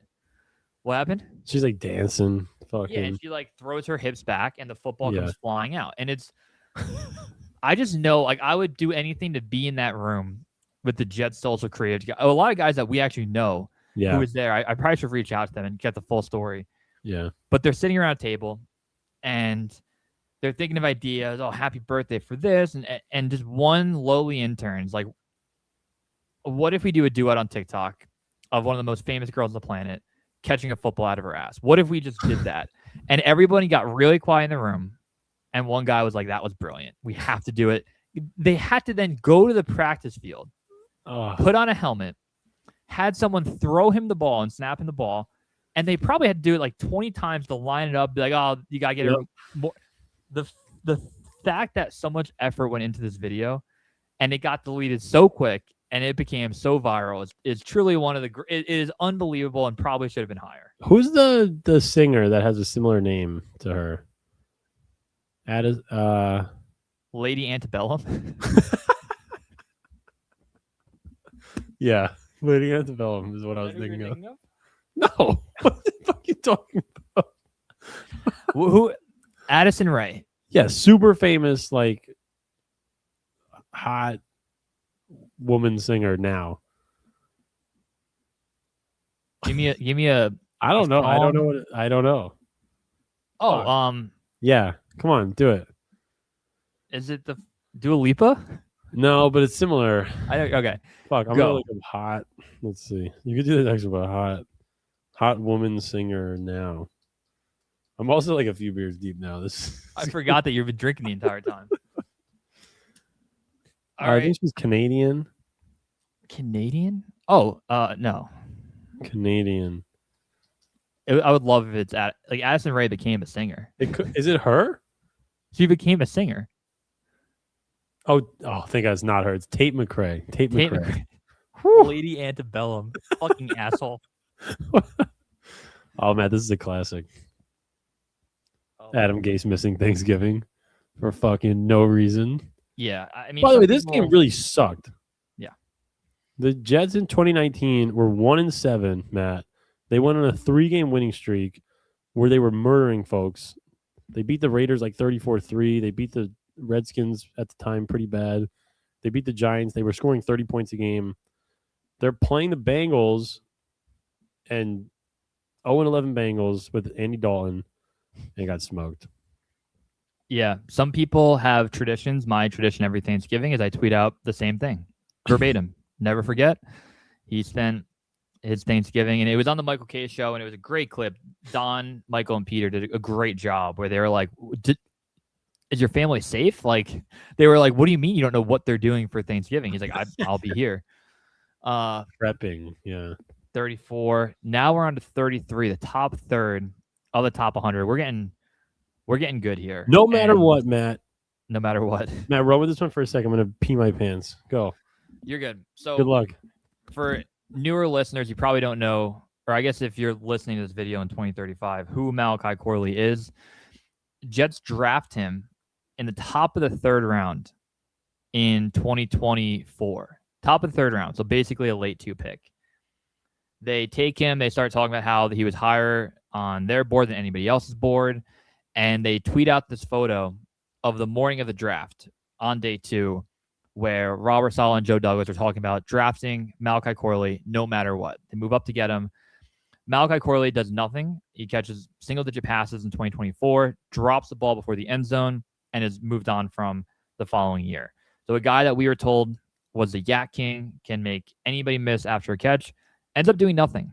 Nothing for this team. You can actually say he's a net negative for dropping the ball before the end zone, but it'll stay there forever. I think this is from the movie Draft Day, no matter what, and they do take Malachi Corley, and that's it. Man, that pee was better than any sex I've had in my whole life. I heard some of the stuff you were saying. I agree. This is a ridiculous moment. You can't do that, and then the guy just fucking sucks. How does that get leaked? They tweeted it. They tweeted the photo. The Jets tweeted this photo out. So embarrassing. So embarrassing. Oh, so this is, we referenced this earlier, Matt. Yeah. This is the Isaiah Crowell asswipe game where the Browns are 0-19. There's like Bud Light refrigerators, vending machines in Cleveland, stocked to the nines, where if the Browns win a game, there's free beer for everyone. Tyrod Taylor started this game for the Browns. The Jets go up 14-0. Somehow lose this football game. Baker comes in, catches like a Philly special touchdown. Might have been on a 2-point conversion. And, you know, just a really bad loss for the 2018 Jets. Yeah, very tough. And I remember being with my buddies watching the game and leading up to him, like, I just don't want Baker to come in. And that moment of him jumping in, I was afraid of it the entire time. The swagger, the pop, everything for that stadium going crazy. And they got it. And the Jets end up going 1-2. Could have been 2-1. And they break the streak. Because, yeah, that year the Jets beat the Lions week 1 where Sam threw the pick 6, but then they murdered them. Home Miami. Home Miami, Sam threw for, I think, 300 yards in like a 20-6 loss. Threw a touchdown Bilal Powell that game? There you go. Nice. Look at us. Look at us, dude.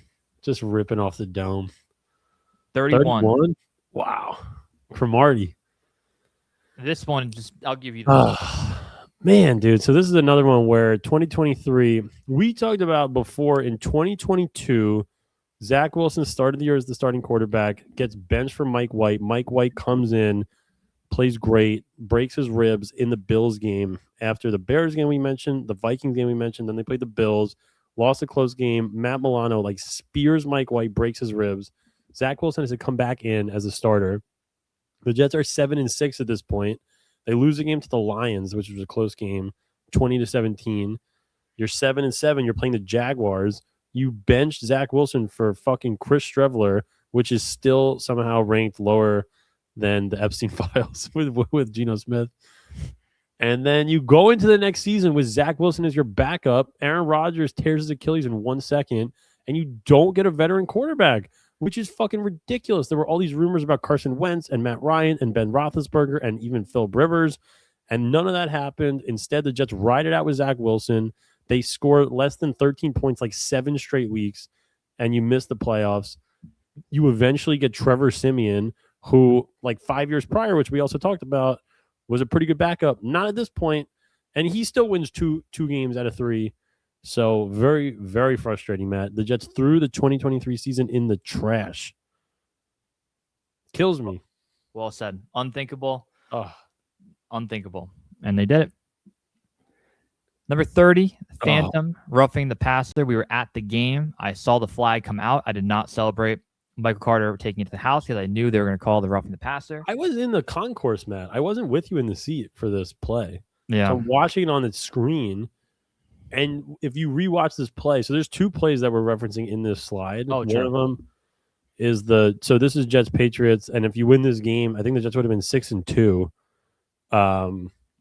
And again, so John Franklin Myers roughing the pass or whatever. But if you rewatch the play, there's no flag on the screen of the TV until like Michael Carter's at like the 4-yard line about to score, and then flag comes up, and you're like, I'm gonna kill myself. The other play, Matt. 2023 Chiefs game. Jets go back and forth with the Chiefs 2020 in the 4th quarter. This is just right when Travis Kelce started dating Taylor Swift. It's like Al Michaels is talking about fucking Travis Kelce's Instagram followers. I'm like, shut the fuck up. This is like the biggest game the Jets have played in 10 years. Again, Mahomes throws a pick to Michael Carter. They throw a holding flag on Sauce like 10 minutes after the play. Michael Carter would have 2 of the biggest interceptions in recent Jets history. Instead, he has 0, and it's fucked up. Yeah, that Chiefs game, Jermaine withheld that famous clip of being held by the left tackle. Just gross officiating. I think Sean Smith. I think it was Sean Smith. The Chiefs had the ball on like the Jets' 47-yard line with something like 8 minutes left in the game and ran the clock out. Yeah. Is quite literally impossible unless you have like 14 penalties. So garbage. Yep. Top 30 now, number 29. This one probably should have been lower. Hand up, probably snuck in here, but we talked about it before. Mosley getting hurt in that game broke everything and kept getting hurt. You throw in the COVID here. I should have counted both of them. Not the best spot for it, but we've talked about Mosley and a million times over and what that meant for an entire season in defense. Yeah, and if you ask some Jet fans what 2019 Week 1 CJ Mosley was like, they'll do like the Vince McMahon crying meme where he's like, he was unbelievable, yeah. So, it's a shame. 28. I need to talk about this one for a minute. So, Wyatt Twittergate, Wyatt V18. This is a very like deep dive that you need to think about because we still don't know the answer to it. And there's only 2 possibilities. So, there is an account, Wyatt V18, defending Adam Gase on Twitter. Sure is. Right there. People then conclude and understand that Adam Gase's son is named Wyatt. So that would be a perfect burner account for Adam Gase to use and talk about why Adam Gase is a great coach. Manish Mehta then picks up this story and is talking about it, that there's a Twitter account that people think is Adam Gase. What then happened was people followed Wyatt V18 and put push notifications on to whatever. And they noticed that the account, Wyatt V18, tweets out a link to a Manish Mehta article, but it has like text about like the Jets are going to sign this person. Like it was like an article tweeted out and then immediately deleted. So there are 2 outcomes now. I'll say 3. 1, it is Adam Gase's burner. I don't believe it is. Unpopular take. I don't think so. 2, Manish Mehta made this burner knowing that his son's name is Wyatt and then wanted to get big on this story with an article, but accidentally didn't log out of the account and tweeted an article link from this account, meaning to tweet it from Manish's account, and deleted it quick, and people believe it's him. The third is some random Jet fan did this whole thing to pretend it was Adam Gase and then pretend it was Manish Mehta by faking that tweet out in a manner in which he would tweet it out. It's got to be number 2. It's number 2. It was Manish Mehta using this to build it. And I remember Kevin Clancy from Barstool was talking about it. And then Manish DM'd Kevin was like, you would actually think I would do that, like, LOL. And KFC was like, the fact that you're DMing me that makes me think it probably was you. But people think this has changed over time where people are like, oh, it was Adam Gase's burner. I have always been under the belief that this was Manish Mehta the entire time. And also, if you're going to make a burner and you're going to make it your son's name, is pretty obvious. Yeah. I know 2019 was a different era, like burners, whatever, but yeah. Who are the famous burners? The Sixers, like GM? KD, like, Durant had the biggest one. Durant, yeah. But at least Durant was like, I do have a burner. I am tweeting. Durant is hilarious. He's very self-aware. Yeah, he's fun. Man, this is a good one. Underrated, though, and it gets lost in the history of what actually happened. So I'm going to come back to this clip and look at what actually happened during it, and I think it was Manish Mehta. Yeah, what is he doing with his face? Like, what is this picture? I don't know. I liked it. Fucking lunatic. 27. Oh. This, in theory, should be higher because a player on our team allegedly leaked game plans to opposing teams because he was unhappy about his playing time, and that is Mecole Hardman. Mecole Hardman, man. And Mecole was also in the center of the when the Jets had the mentalist in Hard Knocks, and they predicted that whatever the Super Bowl was going to be, and it ended up kind of being true, but just Mecole was on the Chiefs, not the Jets, which is hilarious. Not that funny for us, but insane. Yeah, 2023, Mecole had 1 catch. I remember I made like a highlight video of Mecole just his highlights with the Jets, just 1 catch for 6 yards. That's a good tweet to dig up one day, like when you're bored in a couple weeks. It's like, hold on, Matt. I'll be right back. I have to watch Mecole Hardman 2023 highlights. Okay, I'm back. Yeah, I'm ready. But yeah, dude, crazy because this would be the number 1 story in America if he played for a good team. And this was also like the prime time of the Jets players that the Jets signed, like Dalvin Cook and Mecole would leave. And like Dalvin Cook, like an 8-yard run in the playoffs, and people were like, "The Jets are so fucking stupid." And Mecole Hardman caught the game-winning touchdown in the Super Bowl, but he had like 5 catches in 4 games, and it's like, what? Look at the Jets. Like, no, like the Sam Darnold one. Yes, we can talk about. This is like, come on, dude. Yeah, agreed. The 2025 trade deadline. I want to put this in here because it's not like the worst moment. Because in theory, you get a lot of draft picks, and the Quinnen trade was really good. The Sauce Gardner trade was shocking, but it is crazy to trade both of your superstars that you have are already on a bad team, and one of them that you gave an extension to 3 months before. It is unbelievable. And I saw Sauce Gardner tweet out, "It's been real New York" with a peace emoji, and I was replying to that tweet. I was like, this will get deleted in 5 minutes. This isn't funny. It's a bit. And then he was gone. That was so surprising, Matt. And to your point, like it was reported that some of some of the Jet players felt uneasy because it built this atmosphere of like, who's next? Anyone could go kind of thing. And a lot of Jet fans, like the Jets got a lot of draft capital from these 2 trades. I don't remember ever there being a in-season trade in football, 2 of them from the same team where you get rid of 2 quality players like this. I don't remember it in the same day. It was a crazy fucking day, to your point. But listen, yeah, like a lot of Jet fans were upset with Sauce and Quinnen that they weren't impactful enough in the actual games, making enough game-changing plays. But you did see down the stretch, the Jets with their star guys had struggled mightily on defense. But yeah, hopefully they could parlay those picks into some Sauce and Quinnens. Top 25. There's going to be some juicy ones in here, Matt. Oh, this one's tough. We talked about a lot in this game. A lot of things happened leading up to it, but just overall, you blow this game. The 2-point conversion to Le'Veon Bell might be like one of the greatest in-game moments I've ever been at. Yep, and a great Kevin Harlan call. He's like, Darnold, Bell! Unbelievable, man. And changed a lot because if Gase wins that game, and then you have Miami coming in, you get a little more. Not Miami. 2019. 2019 week 2 was the Patriots Browns game because Darnold was out, and then Patriots and Eagles. It was. I'm looking at them again. Yeah, it was Patriots and Eagles. Yeah, brutal. We'll get into a little bit more of the aftermath of the game, but this is a week 1, home opener, year 2 of your quarterback, going against the guy that they took a few picks later, rivalry game, new coach, everything, new uniforms, and the same old Jets. Yeah, Matt, the Jets were up 16-0 in that game. You referenced the Le'Veon Bell 2-point conversion. We also found out later that Sam was playing with mono in this game, which is difficult. Jameson Crowder had 14 catches in this game, which is awesome. But you got to win this game, and it would have changed a lot of things. But Darnold would have been out the next few weeks anyway, and probably a similar situation would have entailed. But man, Darnold's got to make out with some fucking chicks. Come on, Sam. Yeah, Mosley injury in this game. Everything kind of just comes to a head. Not good. Just can't work out for us. Number 24. Revis. Wow. Sheldon.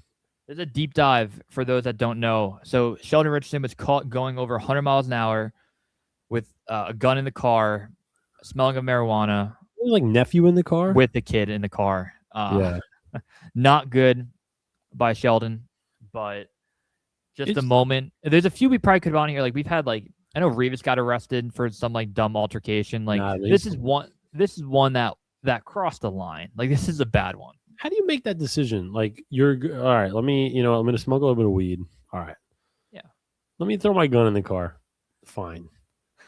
Come on, nephew. Let's we're going for a ride. And then you just go 100 miles per hour? What the fuck? You say, come on, Neff? Come on, Neff. Where were they going? Nickname for nephew? Were they going to the ice cream store? Where do you go with your nephew?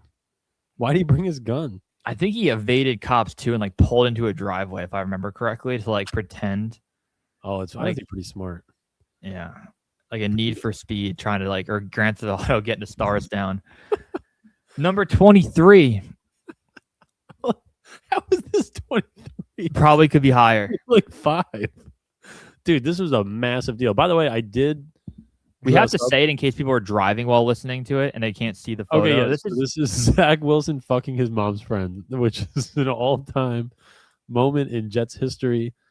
The MILF hunter, Zach Wilson. What was the actual story? It was the guy Dax Milne with his mom?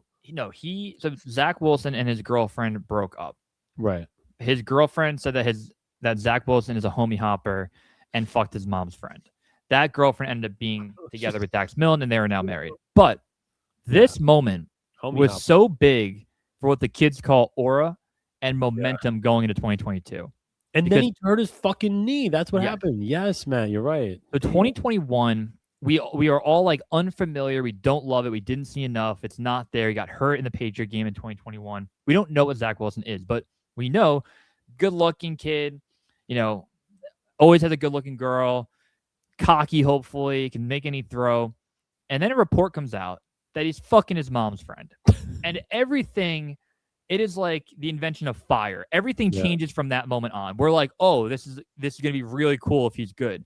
I start making memes of Lisa Ann liking his Instagram photo, that was or a great one. Gisele Bundchen liking it. It got a ton of likes. We were just, everything during that time was pointing up. And then they all went to Utah, where this photo was taken, and they did a wide receiver camp. They were off the grid for 4 days. And then he comes back on Instagram.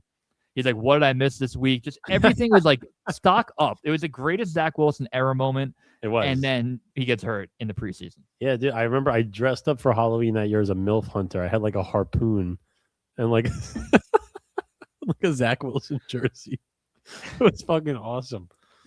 It's a shame it didn't work out. Great moment. Great moment.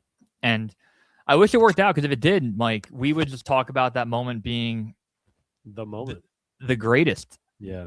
But number 23 probably could have been higher, but I keep saying that, but we keep getting some really good ones. Like number 22, which is just a crazy moment, is that Aaron Glenn fires everyone on his staff basically after 1 year. Chris Banjo is the lone survivor, Bradley Cooper. Is it hypocritical that we said that we're going to make this video because he fired Tanner Engstrand and there's crazier moments? I just thought of that, but he did fire Steve Wilkes and 8 other coaches. He fired the whole staff. If it was just Tanner Engstrand, it's fine. Yeah. It is a little bit hypocritical. A hand up. Those in glass houses Should not throw stones. Glass House is great Billy Joel album, by the way. Phenomenal. You may be right.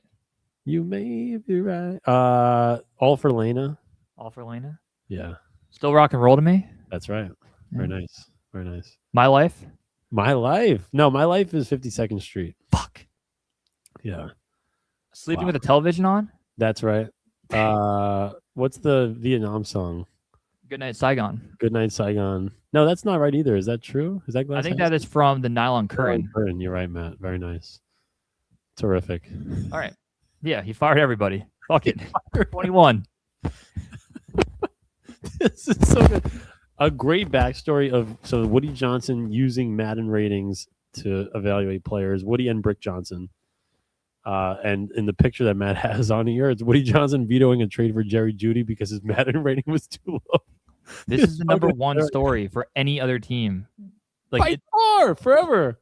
And Matt, the great thing is, for years, whenever the Jets will acquire an offensive lineman, I will use on Twitter their Madden rating to evaluate the signing because I don't know how to evaluate offensive line talent.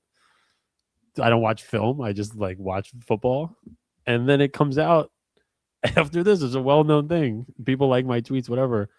Woody and Brick Johnson using the Madden ratings to decide players is hilarious. Everybody on Twitter is like, how could they do this? And Matt's like, I get it. I would do the same thing. Not bad. Honestly, God, pretty smart. You're so right. Because in 2020, the Jets signed George Fant. And Mike's like, a 69 tackle, dude? Like, what? What are we doing? He's rated 69. All right. Johnson, number 20. 73. Yeah.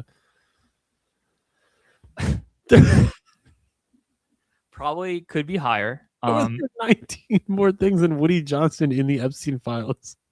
Yeah, he's named 42 times. The most recent. A lot of them is he's at a fundraiser and he's with other really famous people. There's a huge one of him at Mark Anthony is presenting an award and Woody's there. Husband? I don't remember what, but his name's in it and it's not good. And it's clearly that he knew there's the photos of him and whatever. Not good. But I don't know if it impacts it on the field. Jets, weirdly, it's could it be higher? Probably, but maybe maybe. So if Woody Johnson in the Epstein files number 20, maybe 19 is way worse than that. Maybe. The Jets are drafting Christian Hackenberg. That is equally, if not more, impactful and worse than in the world. Yeah, in the world. Never Christian played it down. Never played it down. Remember the drive in preseason against Philly? I just remember. I don't remember. Yeah, where Hackenberg just went right down the field, scored a touchdown. People are like, "This is it. We have our guy." Second round pick. We talked about Jakai Polite before, never playing it down as a third round pick. Very rare. Second round pick, almost impossible. And this should be higher because they didn't draft Deshaun Watson and Patrick Mahomes because they had him on the roster. Yeah. This is way worse than the Epstein files. By the way, Epstein files, the Giants co-GM, Tish. Co-owner, excuse me. There's no co-GM, you're right. Co-owner Tish. The stories are awful. Whatever or more direct that he's trying to find girls to God knows do what with. Woody's at a thing. I don't know. If you're comparing the Woody and Steve Tish, yeah. Steve Tish is potentially going to lose ownership of the team or have to step down. Where Woody Johnson's just giving Geno Smith jerseys out potentially. Christian Hackenberg, another, I always think about the Memphis Express take him 1 overall in the, what do they call it? The UFL or whatever. The USFL or whatever. And I remember getting a Memphis Express t-shirt and being I'm going to be a huge fan. Great for the spring football. Hackenberg at 19 because of what happened. It could be higher because they didn't draft another guy. Almost at 2 hours here, going into number 18. This is awesome. I'm having a great time, by the way. Jamal Adams. Jamal Adams calls everyone racist and requests a trade. This is crazy. This is crazy, Matt. I've talked to Jamal Adams a handful of times over the past year, and it's something that he deeply regrets the decision making. And I said it at the time that he got bad advice from some bad people on how to do it because he definitely earned the right to like request a trade from a shitty team. Anybody can do that. It was a manner in which he did it. He was tweeting about the Cowboys in Texas, and the Cowboys put out an article that they almost acquired him at the deadline, which is unbelievable that the Cowboys did it. When the Jets traded him, he was smoking cigars. He went to Seattle, broke the sack record for a DB, and then did nothing really after that. 9.5 sacks, Maz, in 12 games for Seattle. It's tough because he was such a good Jet, Mike. We talk about it all the time. Like, you go to training camp, he doesn't leave until he signs every jersey. I have a signed Jamal Adams jersey in the other room right now. And like, what would have been really cool is if he came back in 2024, like a safety that we needed, and the Jets like went on a playoff run. Like you could have put a bow on the entire thing and be like, we got Garrett because of it. Unbelievable trade. I had Michael Nania tell me that Bradley McDougall, the top 10 safety. But this whole saga was crazy, and it like defined like a 2-3 year window of the entire Jets organization during this decade. Yeah, because it was frustrating. 2019, the Jets started off 1-7. We referenced before, and then Jamal starts talking about a trade, and he was obnoxious about it. He was saying something about the Jets fans being racist, and like, God knows what, just trying to force his way out. And we were very frustrated. We're like, you just got to stick it out with the team.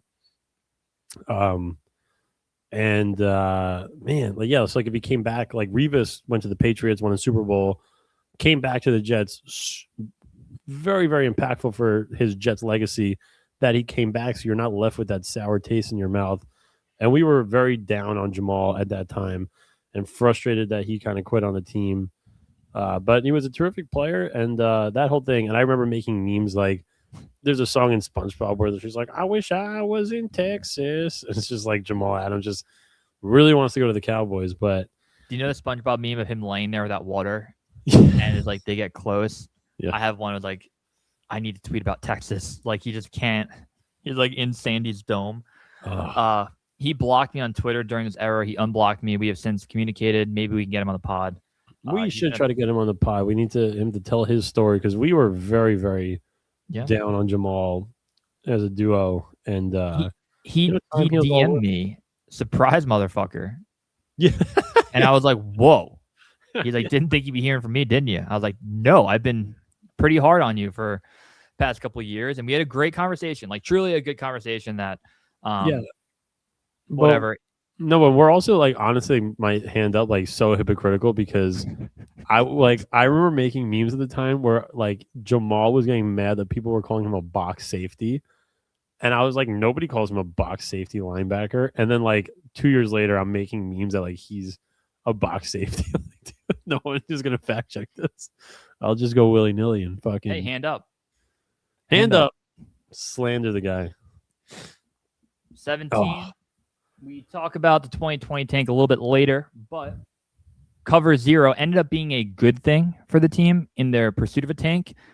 It is one of the crazier moments given that they ran the same play before and Derek Carr missed a wide open touchdown. So crazy moment, back-to-back Hail Marys, and the Jets lose. And I believe they got to 0-13 or 0-12. 0-12. The Jets were 0-11 going into this game. They're losing 24-13 to the Raiders. They come back to take a 28-24 lead. A lot of the Jet fans wanted the Jets to lose this game because Trevor Lawrence was in this draft, and the Jaguars were an all-time futile team as well, so you have to out-tank them, quote-unquote.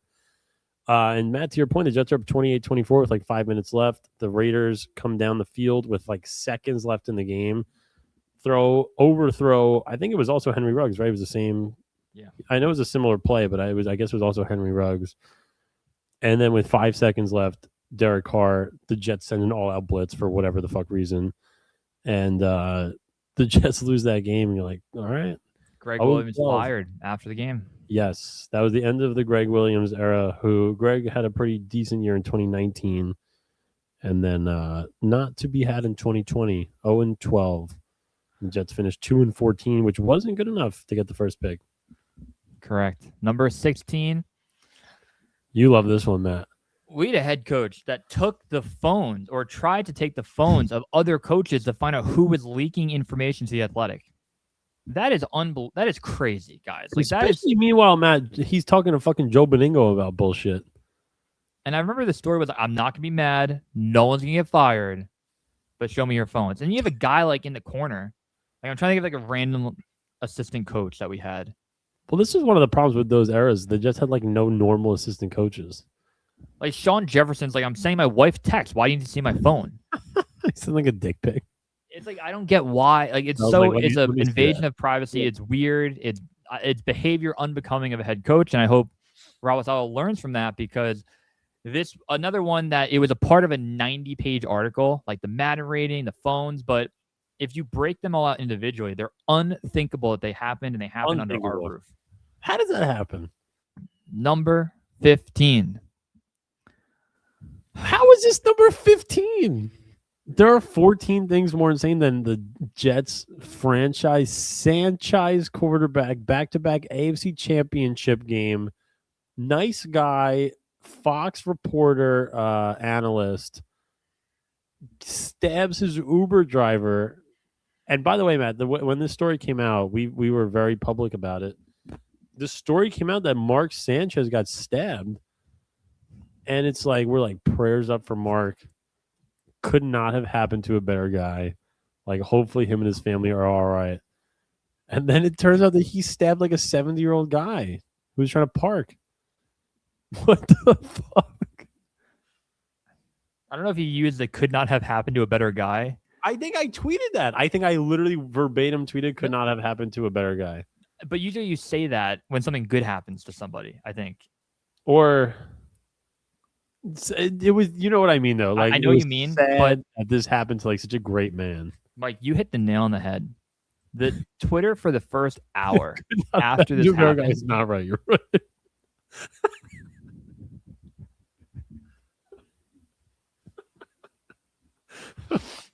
Twitter for the first hour after this happened was just prayers up.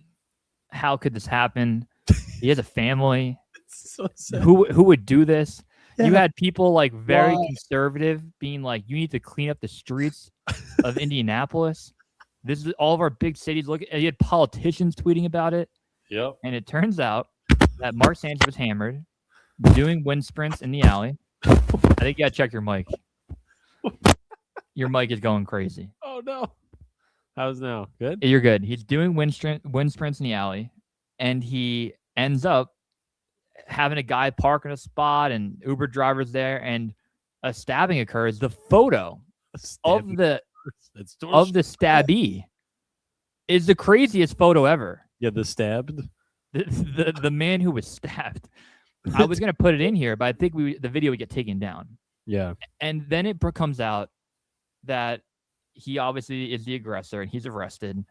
And you just sit there on Twitter and you're like, I'm not a big delete tweet guy. I just left it up. And then all the replies of like, what do you say now? Like all this stuff. And then I try to spin zone it. I was like, I said, I hope they get the attacker. He was they got him. I started like spin zoning it. Like I was the one to write, and it was making people really mad. I wonder what he's doing now, because he gets fired and laid off from Fox. Is he just sitting at home in a mansion just doing nothing? Before he goes to jail? I don't know. Is he going to go to jail? He probably should. Probably. You can't stab old men. And it was like, you can't stab any men, regardless of their age. And then you're at MetLife the following week. We're there. And you have on your Mark Sanchez jersey. And you have the guy we tailgate with, like, bring a knife to you. And I'm sitting there. I'm watching this. I think I took the photo. I'm like, when you tweet this out, Mike, you're going to get 90% like great reaction. But are you ready for the 10% you're going to get? And people. Yeah, we tweeted out a photo of the guy pretending to stab me. I regret putting it 15.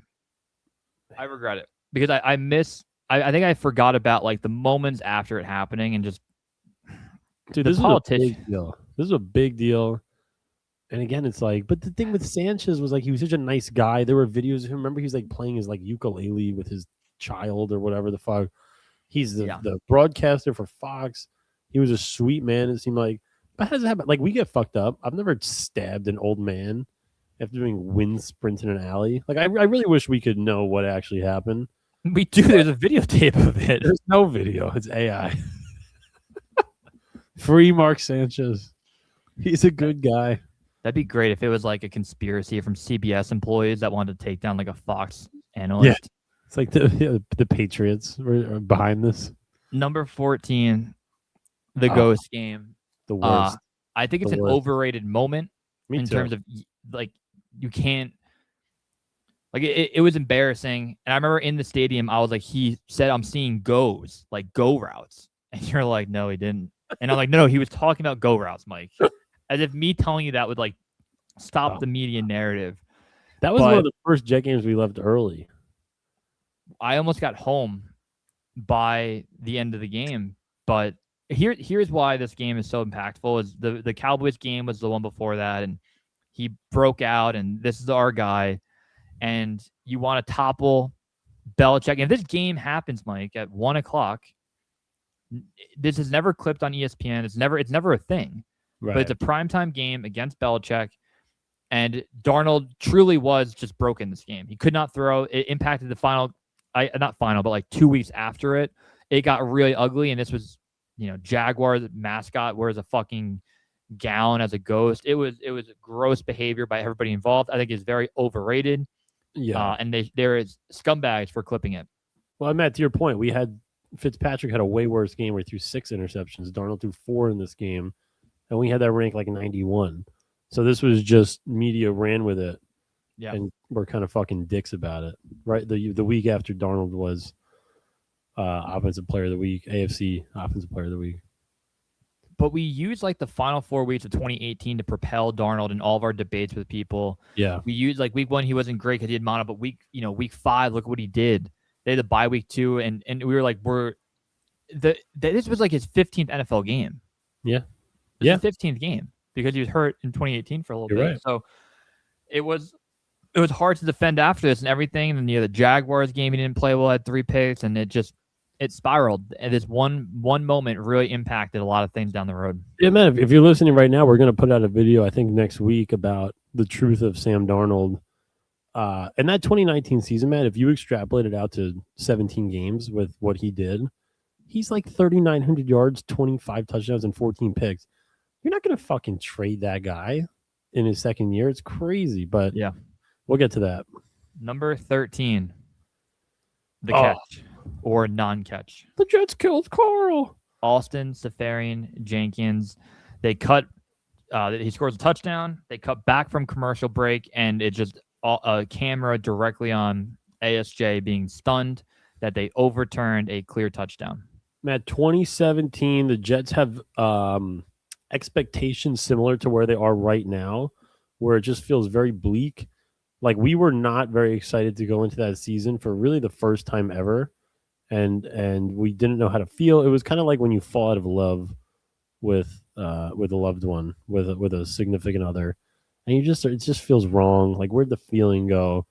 The Jets were supposed to suck for Sam and tank, and you start off 3-2, and you're playing the Patriots, who are also 3-2 for first place, and the Jets went up 14-0 in that game. They're actually down 24-14 when this play occurs.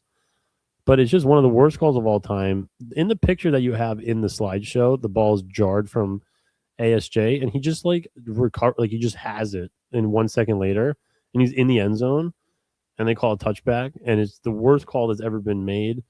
Felt very unjust, and very, very disturbing. This was ripple effect. Curb Your Enthusiasm made an episode about it. Like, just not right. There is a Mandela effect there that you think the Jets are up 24-14 during this moment. Yes. Like that happens a lot to me over the time that I'm like, oh, this would have been 31-14 game over. Yeah, it was the opposite. The Jets were losing in that game somehow, but you would have been down 24-21 with a chance to really win that game. And they ended up losing 24-17. So unjust is the right way to describe it, Mike. It is not right. It's not, and they got very cute and technical in this one play in this one moment, and it's a bad call. How do you fucking review that and then call that? Do you agree this is a top 15 moment? Yes, for sure. I do. And what was 14 ghost game? What do we got? 12. No interceptions in 2025. Impossible, Matt. It's impossible. If you put us out there, like just 11 of our friends, like we can get an interception. You could throw a Hail Mary. There could be a tip ball. Yeah. The guy could just make a bad throw. And we've talked about there's not a lot of plays that the Jets dropped interceptions this year. Maybe Brandon Stevens week 1. Yep. Has it happened? Quincy Williams had one towards the end, but he hit it with his clubbed hand. He just hit the ball down.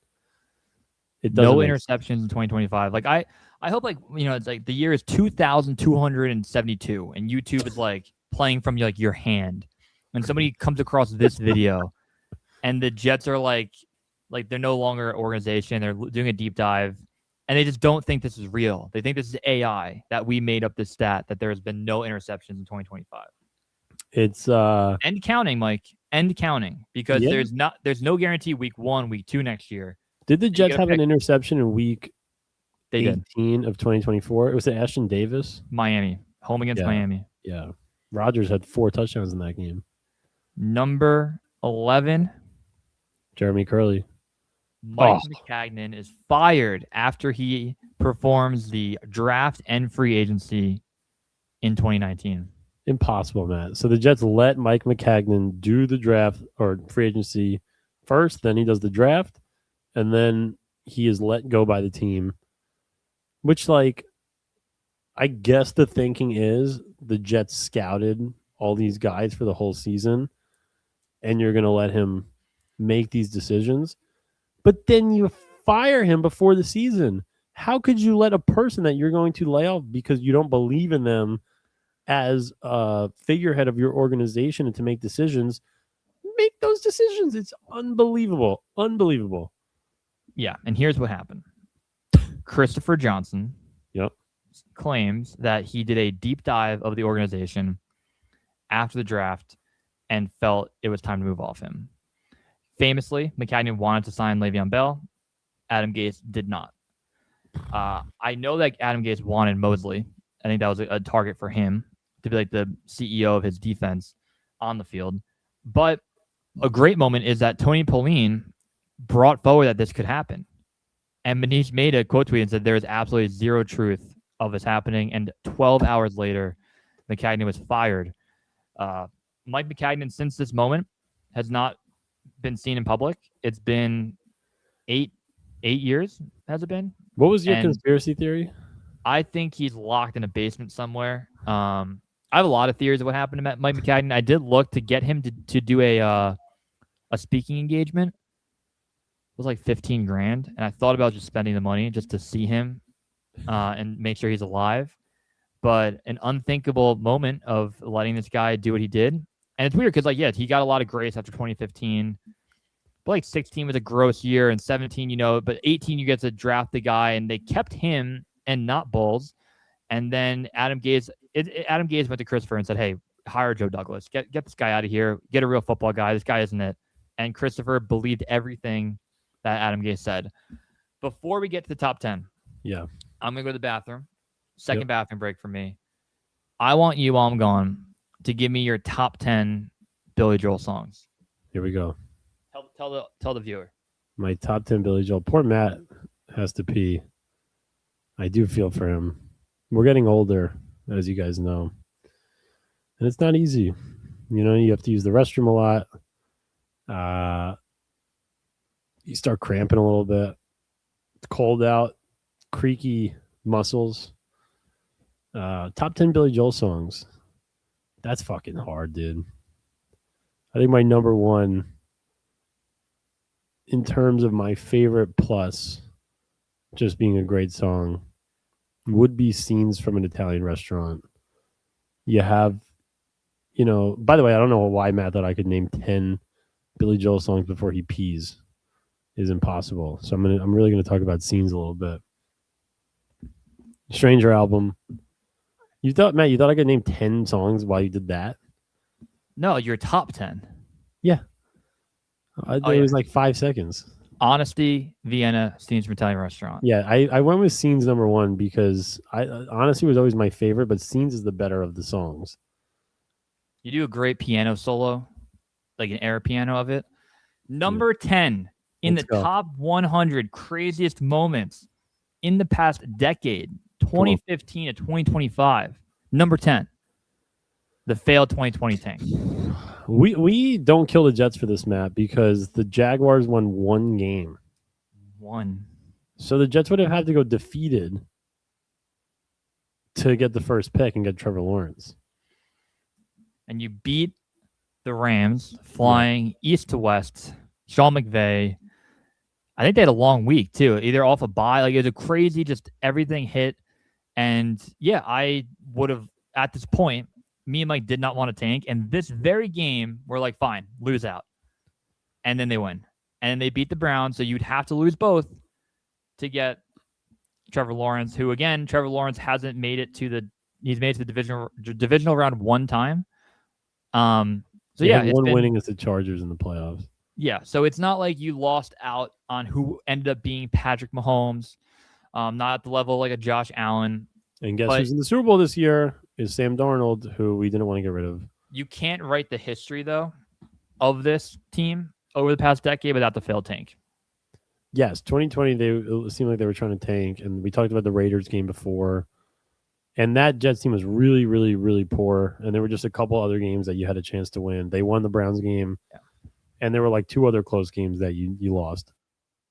Number 9, God bless you, Mike. Thank you. Oh, the mono. What a fucking graphic this is. Poor Sam. He looks like Ace Ventura with like the horns in his hair.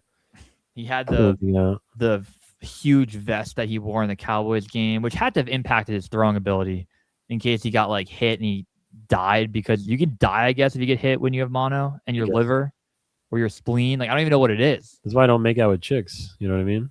Yeah, you've been out of the... You haven't kissed a girl in... That's right. Since 2019. Like a priest.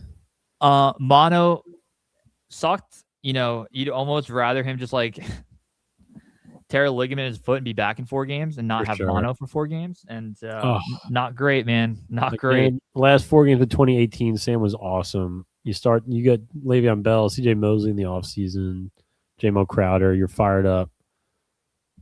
And after week 1, you should have won. You lost. And then the news comes out. Adam Gase famously just says, number 14 will not play with mononucleosis. He has mono, so he'll be out. Disaster, dude. Disaster. I wish there was a documentary crew, because the story goes that Adam Gase found out and he went to Sam's apartment to break the news to him, and they thought he was joking. Now, in the grand scheme of life, mono is not that big of a deal. But the way they tell that story is that, like, hey, Sam, he's died. Yeah. Like, Dow Loggins isn't here anymore. Like, crazy. Help our offense. Mono number 9. I think all of these so far in the top 15, top 20 are like, you can make the argument any of them could be 1, but they belong top 20, top 25. They're all nuts. What's 8? What do we got? Oh my God. Manish Mehta, Ice Cream Gate. So, for those that don't know, Joe Douglas' son is at a Philadelphia Phillies game. This is insane. Manish Mehta sees that Joe Douglas' son is there. There was I think, 8-month period when Joe Douglas was hired, and I don't think they got along, but they were they would talk a lot. They had each other's numbers, but Joe Douglas and Adam Gase had Joe Douglas' number. Correct. But they didn't like each other. They kind of it was whatever.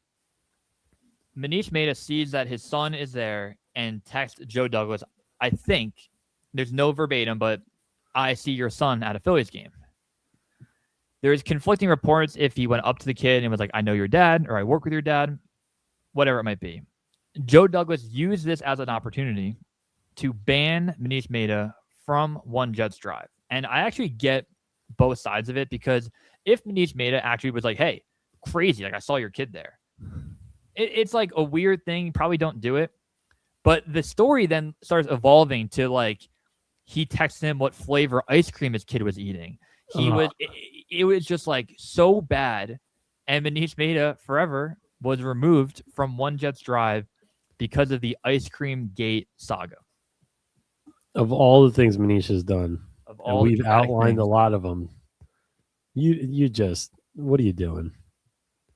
What are you doing? And what do you to gain? I just, hey, your son's eating strawberry ice cream. What the fuck?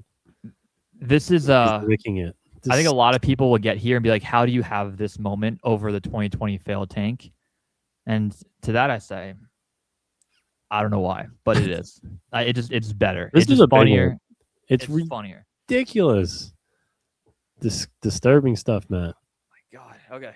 I need another coffee. All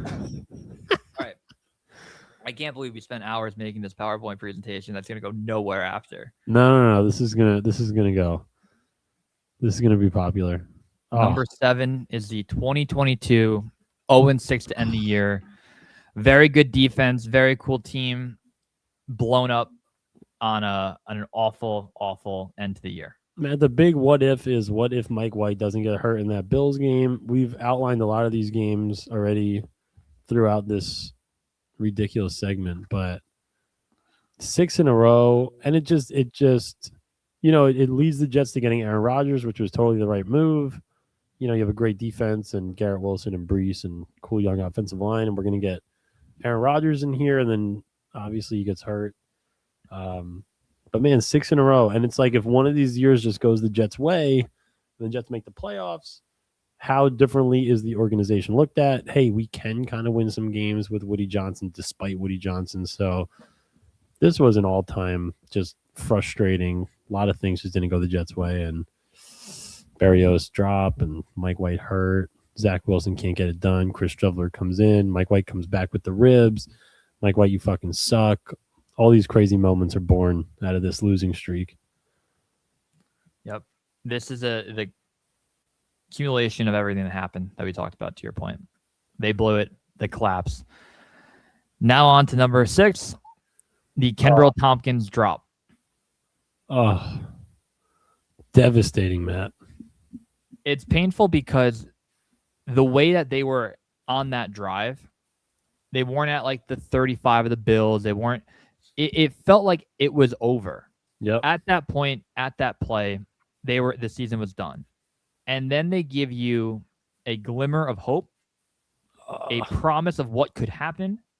And Kendrell Thompkins, very similar to the Berrios one, where you think maybe he just got deflected. Great play by the DB. Nope, he dropped the ball, and the Jets are eliminated.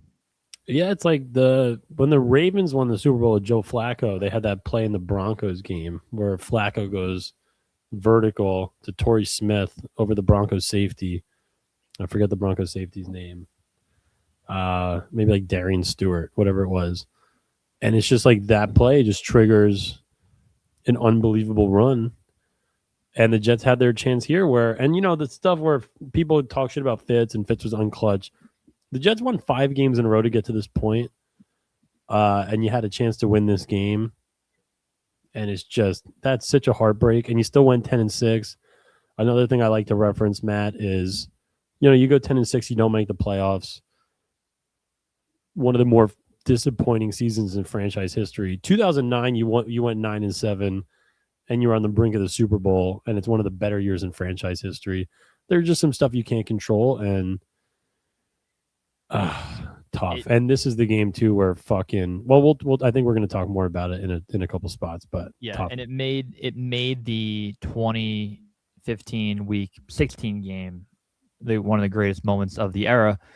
It made it meaningless for what happened. That is the best Jets game of the last 10 years. The 2015 Jets Pats overtime win Week 16 2015. To your point, not as impactful. Matt, before we get to the top 5. I have to go to the bed. I can't sit here and piss my pants. I can't not do it. Gotta go. Talk a little bit about 2015, the moments leading up to that drop. Yeah. Fucking talk about it, dude.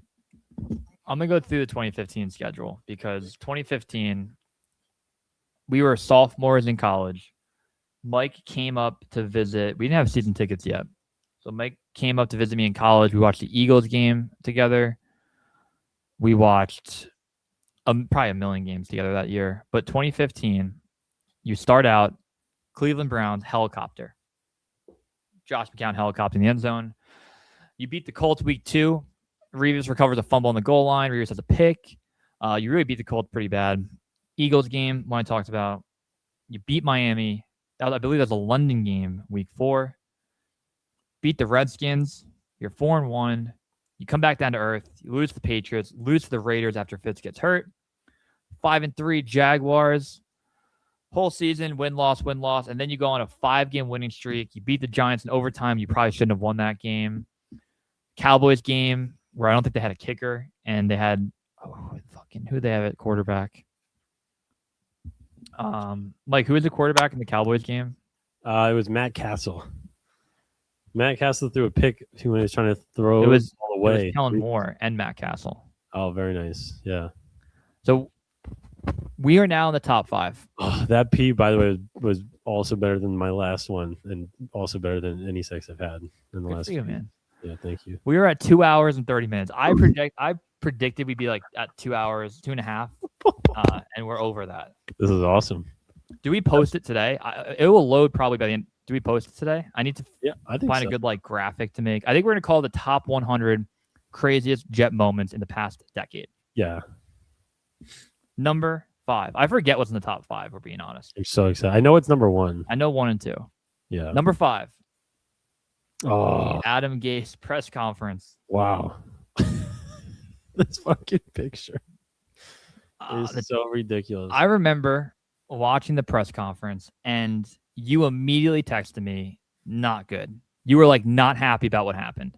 Like, and I tried to spin zone it and say, dude, if he wins games, it's not going to matter. It's not going to go viral or anything. It's weird. It's awkward. And then 5 minutes later, there's a video of Adam Gase's eyes following a taco around the screen. And it went mega. And I didn't expect it to. And you were right off the bat, like while it was happening, you're like, this is going to get really bad. And you were right. Because, Matt, like, what is happening? Why is he acting like this? Adam Gase looks like you just can't be a normal man.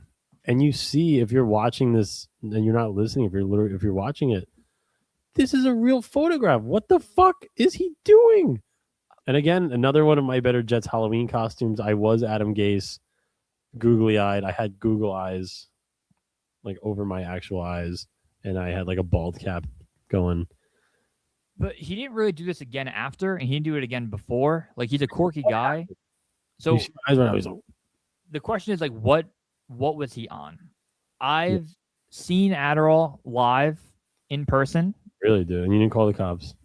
I didn't get like that when I had Adderall. My eyes weren't bugging around. No. Now, I've seen a couple people on cocaine. Their eyes do that. Like, truly. I had a friend that did cocaine, and he was sleeping with his eyes open. And it was very scary. So maybe, I think probably what happened, he was very nervous. Very nervous. You're in a big room, a lot of people. They probably gave him some like relaxing medication, and he probably had a coffee mixed in because McCagney's there feeding him coffee, and it all kind of mixed together, and it was a very bad moment. That's a good little pull out of you, Matt. A good reference about McCagney's coffee. Yeah. Dude loved coffee. Great picture of him sitting on a desk with like 19 cups of Dunkin' Donuts. Too high, too low. Does it deserve to be 15 spots ahead of Woody Johnson, the Epstein files? Listen, this was a big moment. Yeah. I think it's in the right spot, to be honest. This was like, what the fuck is happening? Number 4. IK and Kampali punches Geno Smith, breaks his jaw. And yeah, Geno at the time, was he going to be like a franchise quarterback? Whatever. He was the number 1 quarterback on a team that broke his jaw because he didn't pay back money to a random backup linebacker who didn't even make the team. Yeah, I remember too. I was at Wait, I know where we were. We were together when this happened. Yeah. Route 9. Cheeseburger. Cheeseburger. We're like, and this news broke, and we did. So again, this is an interesting thing too. We didn't love Geno because we loved Mark Sanchez.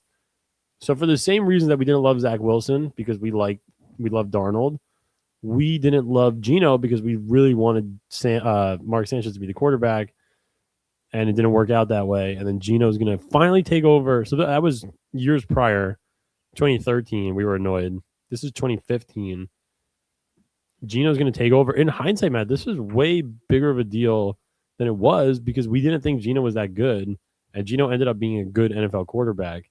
So who knows what would have happened if Geno starts in 2015. The Jets had a good offensive line. They still had Mangold and DeBerkeshaw. Brandon Marshall. They had Brandon Marshall. They had Eric Decker. They had Chris Ivory. They had a good cast of characters. Revis came back, and you had Cromartie again. David Harris was still there. So it was like a mix of like the old team and the new team, and it worked out. And Fitz was terrific that year. So we always liked 2015. And who knows what would happen with Geno, but impactful.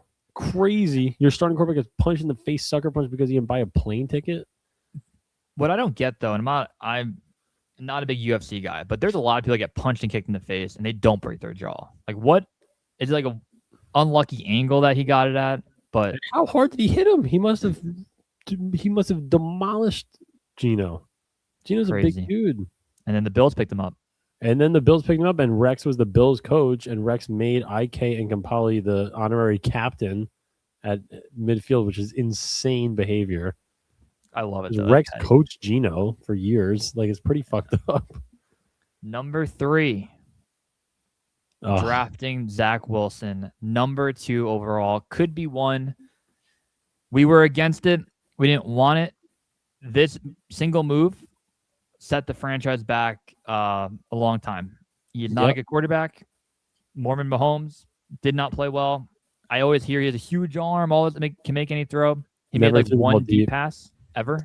The first game, he threw a bomb to Tennessee to Corey Davis. But whatever his third game, He Zach Wilson being drafted number 2 overall is potentially the biggest bust in Jet history, maybe ever, because of what it led to. A ton of great guys, all pro guys, were taken after him. You could have kept the quarterback that ended up being good. We can debate that another time. But number 2 overall at number 3.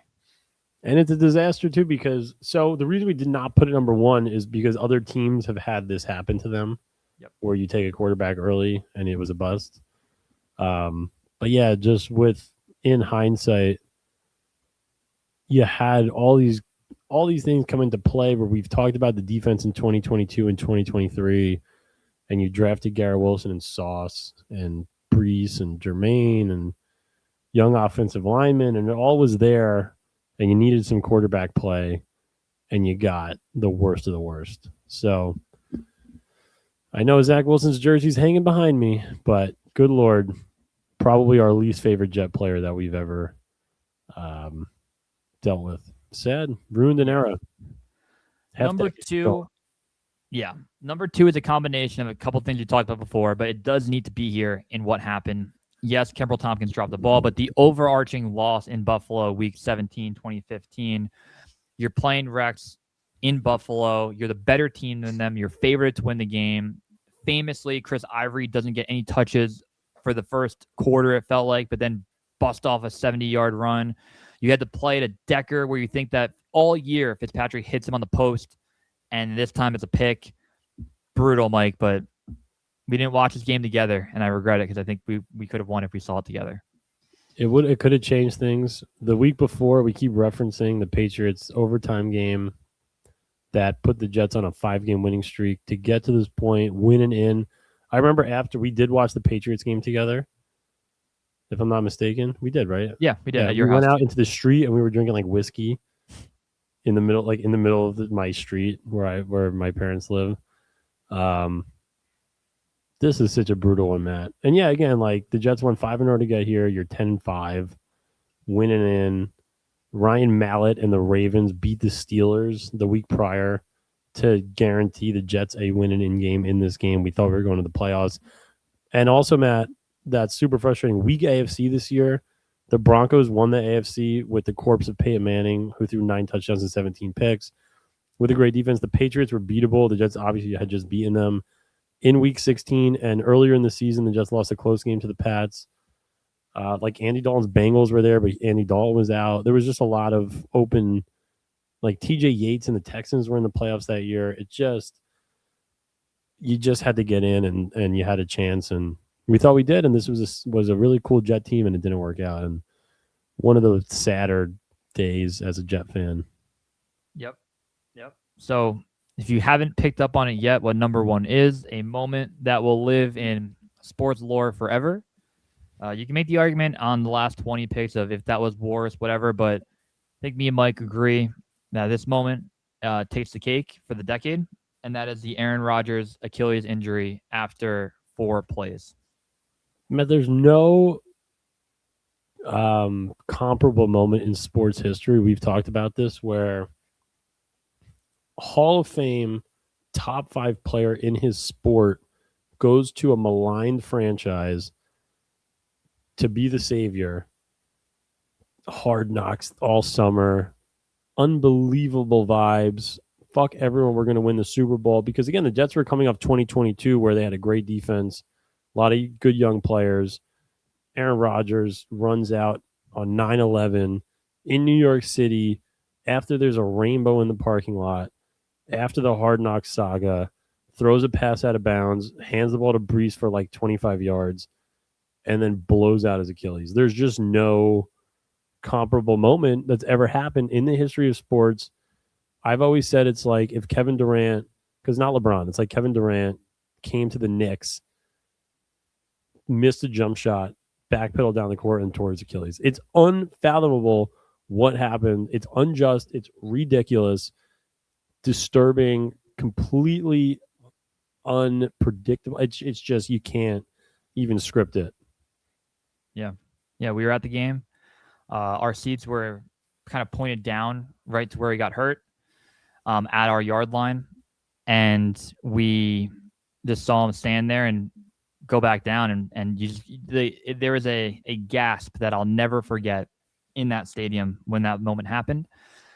You watch him go off the field. I will give credit where credit is due after we murdered him. Like Zach Wilson did become a normal, like he had a normal game. The Jets win on the walk-off, but even when celebrating that moment, you just kind of know the war has happened. It's a primetime game. We're driving home. I'm with your dad, and we stop at the Wawa on Route 9, and we're just looking at each other and just in disarray. A lot of people had work the next day where you wake up and you're like, did I witness a nightmare? And at that time, the very scary thing is he going to come back? Is it over? Did we miss out on that opportunity? And the one grateful thing I have is that in 2024, he played a full year. Yep. And if that did not happen, it truly would have been the biggest what if and the most Jets thing ever. He would argue that his time in 2024 and everything that happened after it was very ugly and gross and not great, but at least he played in the uniform and threw a touchdown in the uniform. We got to see it. In 2023, the torn Achilles will go down in infamy. And I don't know if this century there's a moment that was more Jetsian crazy than this moment. Well, and there's nothing that, again, is similar in the history of sports. Like the only one that I could think of that, and we've thought about this a lot, is the Celtics signed Gordon Hayward to a big contract, and he immediately broke his leg in half. That was kind of gross, but it's not even at all similar. The Celtics are a historic franchise, and Gordon Hayward is not Aaron Rodgers, and it's just all these moments that we've talked about for the last 2 hours and 40 minutes have led to this. There's obviously a couple that are after 2023, but led to this moment, and it's like all the Jets, haha, and Vinny Testaverde tore his Achilles in 1999 after the Jets were on the brink of the Super Bowl, and he was he was doing the coin toss, and it's just how the fuck you can't, you can make the joke, I hope Aaron Rodgers immediately gets hurt for the Jets, and then he did, and he really did, and it's so sad, and the Jets had a chance. To that immortal meme of him running out of the tunnel that's used for ever now. Awful. And the only way to get that stain out is to win. And at this point, the Jets aren't ready to do that. We have done 100 things. If this video does not save, I will set myself on fire live on Twitch, Kick, whatever. I think it's going to work, though. If you made it this far, DM Mike and I on Twitter. We will follow anybody back that made it through the entire video. Some people might have fast forwarded to the end to see what was number one. That's fine. We still count that as a view. We really want to get to 5,000 subs by year end. I know it's early in the year, but if you have a minute and you appreciate that we did a 3-hour video almost, please hit subscribe. Here's the counter. 23.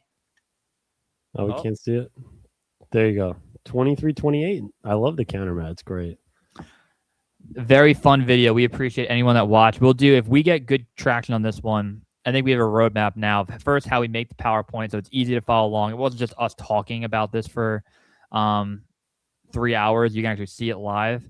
If we had a good one here, maybe we go to top 50 greatest moments, and it's like a 5-minute video because nothing good happened.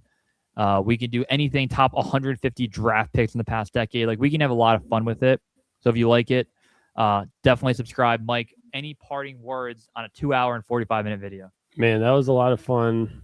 Some very disturbing moments. How many drinks did you have? I don't know, like 5 or 6 beers. I'm feeling pretty lit. I'm gonna go play mini golf after this and just fucking blast the ball around. But no, a lot of disturbing moments. There were some truly sad Jet moments in here. Like the Rodgers injury is outside of anything that's happened in my life where like a family member gets hurt or has something bad happen to them. This is of things that don't actually matter to my specific life. This is the saddest thing that's ever happened to me. Mm-hmm. Week 17 Buffalo. There's a lot of funny moments in here. I think it's honestly hilarious that we ranked certain things above like the Epstein files. That was pretty funny. So 3 hours and we're gonna look back on this video and enjoy it and and the reason that it started is so funny that again the Jets fired Tanner Engstrand to hire probably Frank Reich, who probably is a better offensive coordinator. People are like, we're gonna jump ship, and we're like, I don't know, I don't know about that. This is the straw that broke the camel's back. I'm not quite sure, but not gonna tell any Jet fans how to fan after 15 years of futility. So 10 years in the books, ridiculous 100 moments. Great job out of you, Matt, making the PowerPoint and putting this together. But wow. You were a part of it. You did it too. I love you, brothers. No one else I want to do it with. And if we weren't doing it on video, we would just do this over FaceTime because we're bored. Right. So, all right, we'll wrap it there. Fingers crossed this saves. Love you guys. Please save.